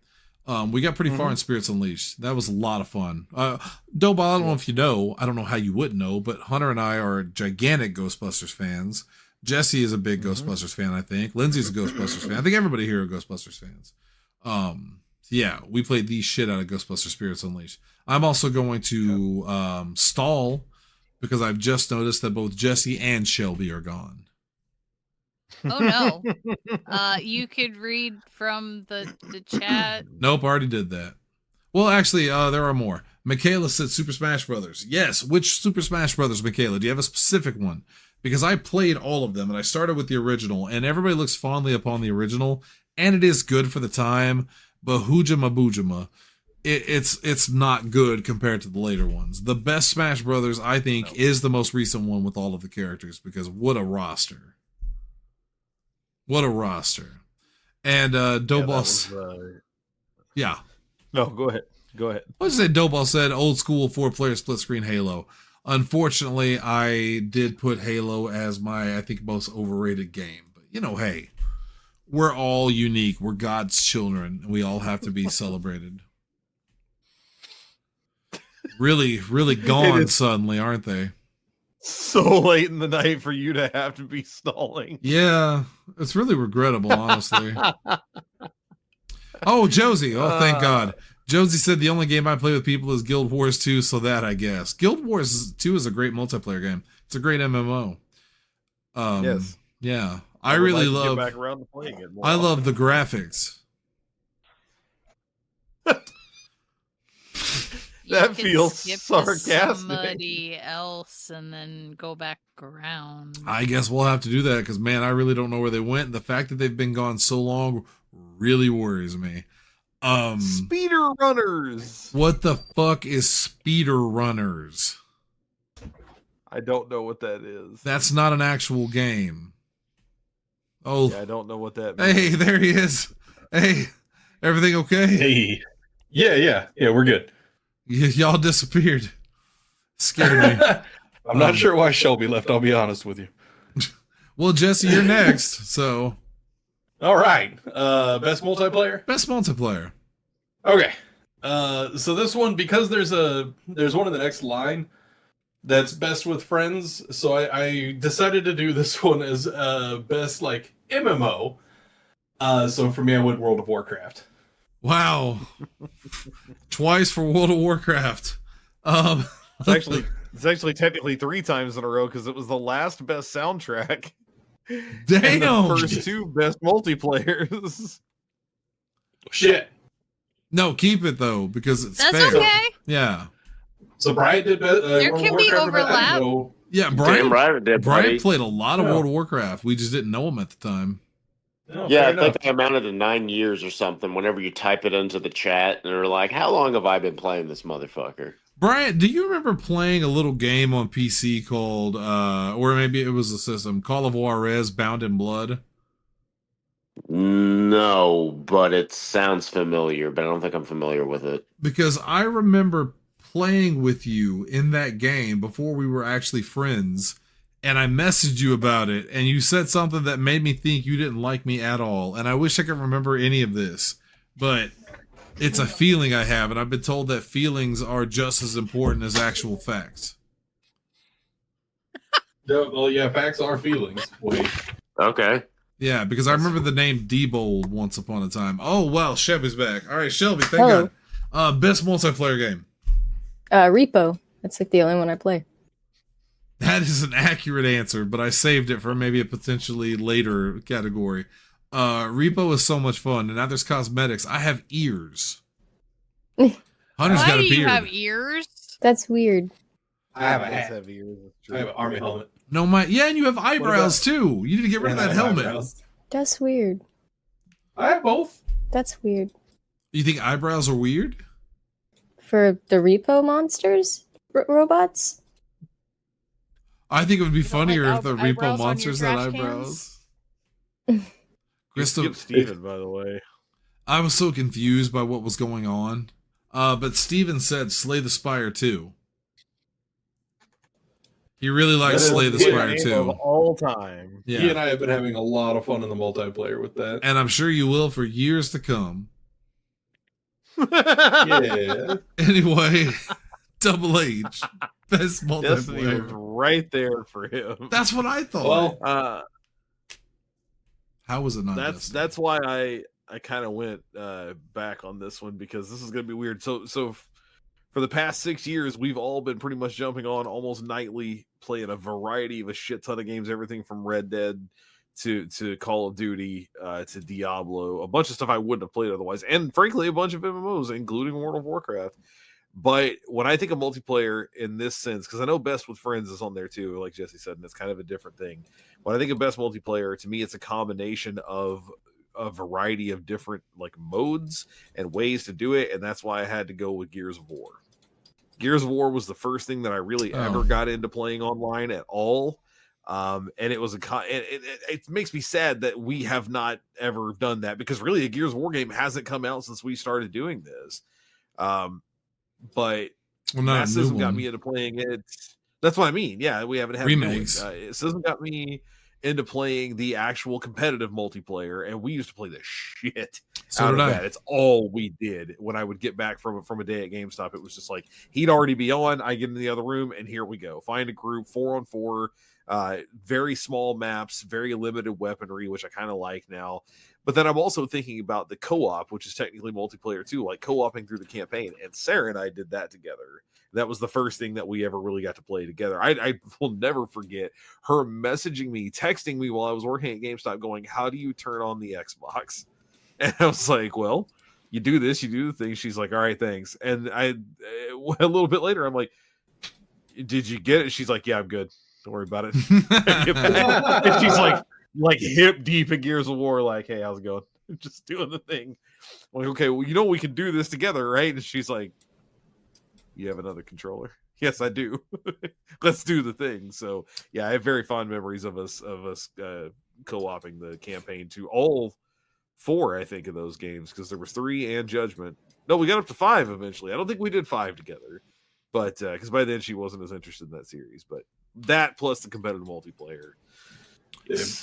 Me and Trevor played all the way through the single player for the first Gears of War and had an absolute fucking blast doing it. I know Bob and I That was a very played fun game. the first game. I think we played the first 2, maybe even the first 3, but there was one, and it was either 2 or 3. I want to say it was 3, where we got big into the multiplayer, and we did Horde mode like a ton. That was like the first Horde mode we had ever played, so we were big into that. Yep. Anyway. Sorry, I'm the chat's over too. Doughball's talking about it. Yeah, you haven't lived until you're in a match and you one shot and Asher kill the other team by yourself in Gears. And Like 10 people with I'll just say it out chainsaws. loud. That and learning to slide cancel I mean, fuck, you were playing Gears of War the way that you played Smash Bros. You learn how to, like, when exactly can you cancel out of an animation to make a thing work. It's a whole process, man. Well, my answer was World of Warcraft, but no, your answer is World of Warcraft. You will fucking keep your answer. It is, but let me explain why. Because if you were to say what's your favorite game you've played with people, I might have to make the argument for the very first Call of Duty Black Ops. Because me, Jesse, Kevin, Bob, sometimes Pat, Matt Sin, hanging out at my apartment with Lindsay and eating pizza and playing Black Ops all night long and watching The Simpsons is one of my favorite fucking memories ever. But we never played together. It wasn't until Cold War that I really played with a lot of people. We played like Modern Warfare together, the old ones. I remember me, you, and Pat playing. I think Bob played too. But it wasn't until Cold War that I got back into it. So I didn't put Cold War on my list, but it is World of Warcraft. Like, everything everyone said is true about everything. I never, as much as an impact as Ultima Online had on me, it's still not as much fun as I had with World of Warcraft in its heyday. Because we're talking 20 years of memories from the early days of me and Bob sitting under like a canopy in Goldshire and then picking a fight with somebody and then getting a fight with him while the other one healed him to protect him, Bob. To the time that me, Bob, and Kaz were Horde, and Lindsay was Alliance, translating what we said to the people of Goldshire until Kaz accidentally sicked an Infernal down on him, is some of my favorite memories of video games. It's just so much fun. And even to this day, like, you know, going and doing old dungeons and getting gear or playing through the new content, even Trial of Style, stupid shit like that. Like, I mean, it's not stupid. You know what I mean? Stuff I'm not into. World of Warcraft is just like everything to everybody. It's the biggest MMO. I think it's just fantastic. So, yeah, it's World of Warcraft. So, 3 people picked World of Warcraft. Lindsay, what do you got for best multiplayer? It is, but I did not because I just picked it for the last one and I didn't want to do back-to-backs. So, even though we didn't play it very long, Mario Kart World was really freaking fun. I'd like to play that again. Would you say that's the best multiplayer game ever, though? I didn't say ever, but it's just... Shut up. In fairness, she did say World of Warcraft was her answer. She just didn't want to use it back-to-back. Yeah, because World of Warcraft is the answer. I wish you guys could have been there and like the same age when Ultima Online came out, because I think you would have loved it. You would have had to have been there at the time, though. Yeah, but you remember that critical thing about how, you know, there's the proper answer and then there's the emotive answer, and it's not just the, you know, here's the paper I'm going to write about video games. It's I played a video game and here's how I felt about it. Yes, do not quote the tablets to me. I sent them. Do not cite the deep magic to me, wish I was there when it was written. All right, last category, then we'll get out of here. It's not usually my thing, but what's a game that you wouldn't normally really get into, but you ended up enjoying it a lot? And by the way, I want to mention Zach in the last category said, if we're going with play with a buddy, then I have to go X-Men Legends. I love X-Men Legends. I played through both of those with Bob and some of it with Kaz and Chad, and even to Ultimate Alliance. More of a best with friends thing, though, because that's a different category. I guess it depends on how you look at it. Yeah, if you consider multiplayer just to be anything as you're playing it with other people, I would agree. If you're saying no multiplayer is in, it's more like online MMO type kind of thing. Yeah, 100%. Well, shit, then I should have put Call of Duty on my list. It don't matter. And then Doughball said Stubbs the Zombie. I remember Stubbs the Zombie. It's a weird game. All right, Bryant, not usually your thing, but Honey Pop. Oh, yeah. Honey Pop. Why does that sound familiar?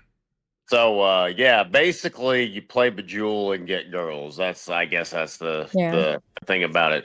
But yeah, I got really into it. Like, I liked listening to all their random bullshit and just kind of playing Bejeweled. The twist to that is I was playing this game for a month after my knee meniscus surgery. So this entire time I was on Vicodin. Oh, so everything was enhanced. So it was like, this is fun. I remember, is it called Hoonie Pop? I thought it was Hoonie Pop.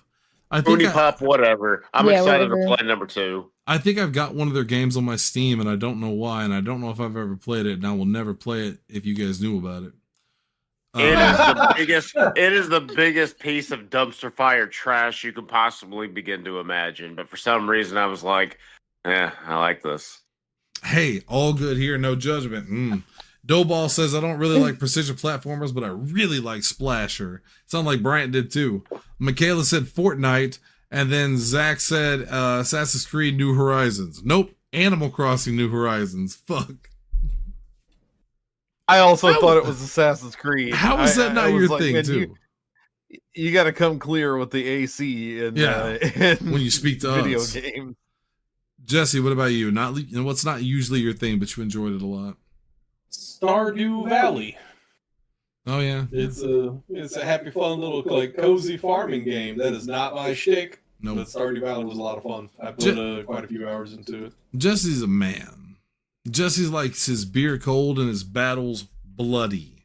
So for him to take on the farming life, it is quite the departure. A little bit. Covered that well. I'm sure Jesse has played Swords to Plowshares a couple times. Like it's Steven said, Honey might like this. Not usually his thing, but he said Resident Evil 2, the remake. Which is weird. Yeah. Like I wanted to ask him, like, what do you mean not usually your thing? Because he loves horror and he loves horror games. Yeah, I was also confused about that. I don't know if he just means like over-the-shoulder shooters. I guess. Yeah, he likes those too. Metal Gear Solid is over the shoulder.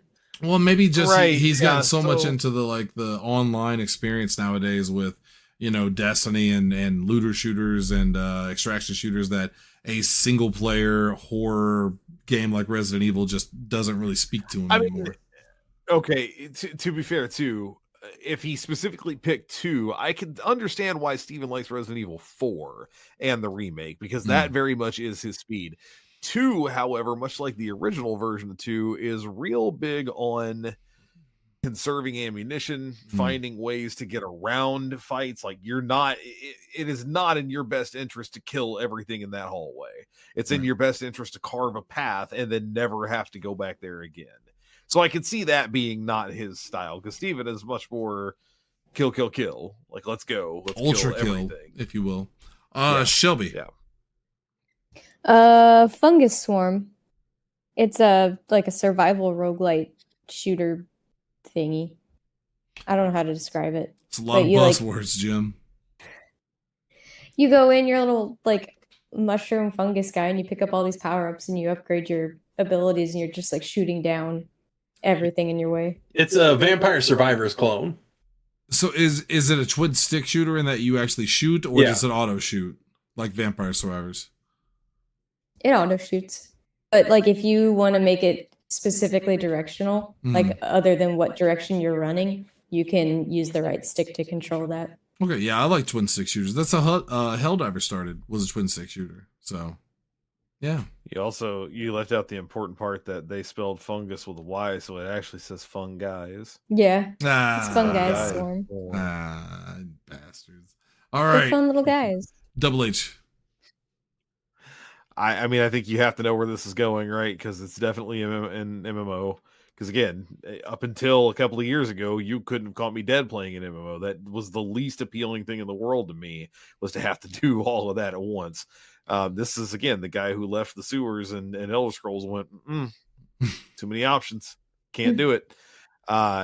So of all the ones that we have fucked around with on the regular, what do you think? Of all the MMOs that we have, you've got to be play. It's got to be Final Fantasy. I also vote Final Fantasy. Yeah, because Hunter took to that like a duck to water, even surpassed me. Like, he's further in the game. I think I've done more of the story than you. Yeah.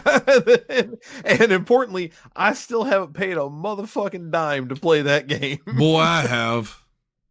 I mean, literally outside of Game Pass and Xbox and whatever, like I'm still technically on the free trial to Final Fantasy 14. I have a great many jobs leveled up. Almost, I think I finally did hit max level on the again free trial with the Bard. Yeah, I think you did. But everything and that was also because for the longest time I don't think I knew that you could do the whole job thing where one character could just play as many as you want. So I just played Archer to Bard for like weeks at a time. There was a whole summer, not last summer, but the one before, where this was basically the only game I played. Yeah, I miss those days, man.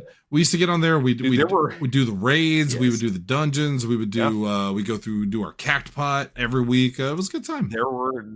There were nights that you guys would get off there. I think I told you this afterward, but I started looking into the I forget what they're called, but because your classes are all like combat classes, and then there's the crafting class. The land. Yeah. I started doing a bunch of those things, and it was really just like, I'll do this one so I can, earn something for the character. And the next thing you know, I got 15 of those. And so you guys would get on, you're like, let's do a raid. And I'm like, hang on, I'm chopping these trees down. Why are you chopping trees down? Because I gotta make this wooden necklace. Why you gotta make a necklace? Because I gotta deliver it to finish out this. He got into the crafting, which was a little weird. I gotta do it, man. Yeah. I also gotta cook. I gotta go cook. I'd just be sitting there cooking stuff while we're waiting for a raid to start. If I got into an MMO, it was Final Fantasy 14. Still am, still would be. That's the one. I love MMOs, and 14 was always one of my favorites. Me, you, and Bryant almost every night there for a while. Jesse jumped in there a little bit. Shelby jumped in there a little bit. Lindsay jumped in a little bit, but I never could hook her. But I tried to get her and the ex-girlfriend to play at the same time. It was unfortunate. Like my stint getting like really into Final Fantasy 14. You guys moved on to another game. That happens a lot with this group. And I played for like 2 months after you guys stopped. I got a fighter. Oh shit! What's the upgraded version of the fighter? Warrior. Warrior. Yeah, that sounds right. I got Paladin. No, I didn't do Paladin. I know that. Okay. Because I think I went Warrior, and I've got like a fairly high level Warrior at this point. Like I'm pretty far through the story and everything, but yeah. Hey, we'll always come back. Marauder, that's it. If there's one thing I've learned about MMOs is you can always go back, and we do pretty frequently. My turn, right? I also like to revisit Star Wars. That game is super fun too. I've been in there. I finished up my Jedi Knight storyline, and again, I just didn't care for it as much as the Imperial Agent. It was fine, but it was so cliched. It was very much a like Star Wars Jedi story, it was fine. Hey, not usually my thing, but my runner-up, I don't think anybody else is going to pick this because I know Lindsay won't, would be Lego Fortnite. Not really my thing, and I didn't like Fortnite at all, but there was a time we put a ton of time into that game. We were building houses, we were building ships. I built my first airship there before they actually put airships in, so it was as janky as possible, but it worked. We had some good times in there. That was good. But my actual pick for not using my thing. Oh. Have we ever laughed fucking harder at just the follies of trying to create air travel in Lego Fortnite? No, that clip of Kaz flying through the air is one of my favorite clips ever. I know we all love it. Yeah, you did. I know we all love the video from Red Dead of Bob slapping me when I came home too late. Dad hitting you upside the head. But that fucking clip of Kaz rocketing off into another universe. He just saw his little icon. His little icon jumping. And it just takes off. And of all the things that Tanner made to put, because we have an official TikTok account, of all the things Tanner made to put on there, he set that to the really fast part of Freebird, of just the won't you fly, Freebird. And that fucking wrecked me. That was the funniest one of all of things, because he just, as soon as the guitar part hits, he just, bam, he's gone. But hey, that's not my actual pick, though. That's my runner-up. My actual pick is Pokemon Shield. I'm not a Pokemon fan at all, really. I like some of the ideas, but I've never been a player. But we played Pokemon Shield, and I absolutely loved it. Like, I played the shit out of Shield. I never beat it because of things that happened in real life, but there for a while, I was obsessed with it. And me and Lindsay and Allie, we would play together and like do raids and all kinds of things. It was a cool ass Pokemon experience. And then when Scarlet and Violet came out, I was so excited and then so disappointed. I'm hoping the next one fixes that. Yeah. But yeah, Pokemon Shield specifically, because that was mine. Lindsay had Sword. All right, Lindsay, last pick. What's your not using my thing, but so I really like puzzle games, but those typically are just like up down buttons, A, B, easy, like easy controls. This one you had to have precision. Trauma Center Trauma Team on the Wii. I don't know why I thought you were gonna say Puzzle Doing Pirates. surgery with a Wiimote. She gets so mad at those games. You all think Lindsay is this funny, cute, like weird, like just weird girl, but when she gets mad, it's horrifying. I only played the Trauma Team game on the DS. When I first got a DS Lite, I remember playing the one there because there was a lot of little surgeries and remove germs and stuff. Yeah, It's very good. Yeah. All right. To me, it was the next evolution of the Phoenix Wright stuff because I played the hell out of those Yeah. Phoenix Wright games, and I was like, okay, let me do this. It was harder. Well, didn't they have another one out too that was like Phoenix Wright, but it wasn't Phoenix Wright? It was. Yeah, like, I can't think of his name now. He was a younger guy, and well, then they crossed him over eventually. Professor too. Layton. There was a Professor Layton. That's what I'm thinking of. Oh, that's a different thing. That's a Professor different Layton thing. is more that's puzzle. different. Yeah. Puzzle-like. Yeah. But they did do a crossover between them two. Yes. Yeah. Lindsay was a big Professor Layton fan. Not so much a Phoenix Wright though, right? No. Her favorite justice was Law and Order, and I agreed with her. All right, that's gonna do it for us tonight. That's week 3. We got one more week left. Next week is the big one. That's some secrets will be revealed, enemies will be made, friends will be lost next week on the show. But that's not it for us for this week. Of course, you have 2 fantastic episodes to go back and listen to on Extras and Epilogues because we're continuing our Muppets versus Mel Brooks month all May long. We did Silent Movie and Muppets Take Manhattan this week, and it was a great time. Go back and listen to both those episodes. They were great. Tomorrow and last night, we actually, me, Hunter, and Bryant did some Call of Duty in-game, and we just kind of talked to the fans, and it was a lot of fun. Go check that out. Only on Twitch, Twitchzilla 1985, the Superstation. Tomorrow, oh god damn it, I don't want to have to find more cosmetics. Yes, I do. Repo tomorrow, and I don't know for sure, but we may have a special surprise. Say nothing. I can't tell you right now, but we might have a special surprise. So tune in for that. That's tomorrow. Steve is going to be a little late. I told him we'd play until he got in. So Repo. I will also be a little late. You might recall. Damn, it's getting slim. But told you, there's nothing I can do about it.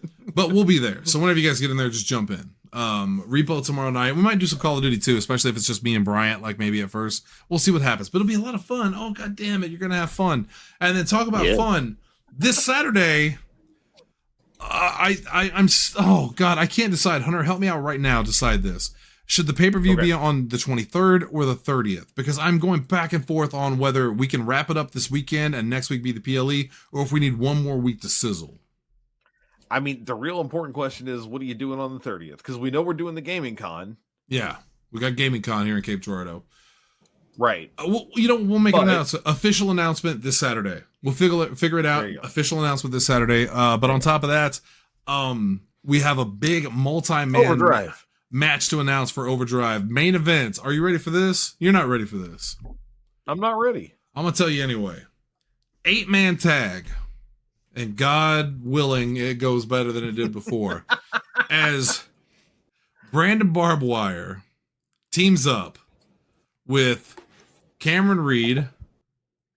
Damn, I've already forgotten who it was. That's a problem. Oh, I got it. Okay. Teams up with Cameron Reed, Ultimax Flex. Oh. And Jesse Kimball. What? To take on, you'll understand once it happens. Trust me, it'll make sense what happens. Don't look down on it yet. I promise it'll make sense. Versus Double H, Mr. 100, Shannon Young, Big T, and Tex-Mex. That's shit. That's this Saturday. But Jesse, I promise it'll make sense by the end of the night. Please stick with me. Please stick with me. Just have faith in me, Lord. My lord, please go back. Please. We'll have more from the Queen's Court and the old Queen's Court. Who knows what'll happen? Fallout from the big 4-woman match at the end of Faraga with Luna Roxy becoming the number 1 contender. I don't think Astroside is very happy about that because she got robbed. We'll see what happens. That's this Saturday. I can also tell you that Richard Bryant and Selena Platinum will now meet in the underground because on Sunday, Selena Platinum beat Steven Handsome by the testicles with a sledgehammer until he tapped out. That happened. Literally. That happened. Real.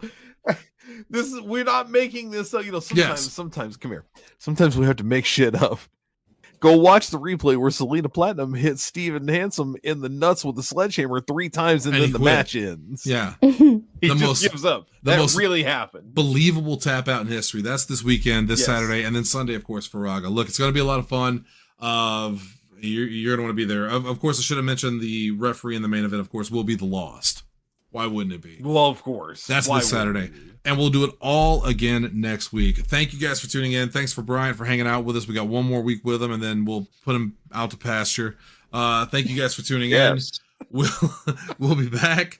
We'll see you then. Until then, Bryant, since you're the special guest tonight, would you please ask Shelby to take us out?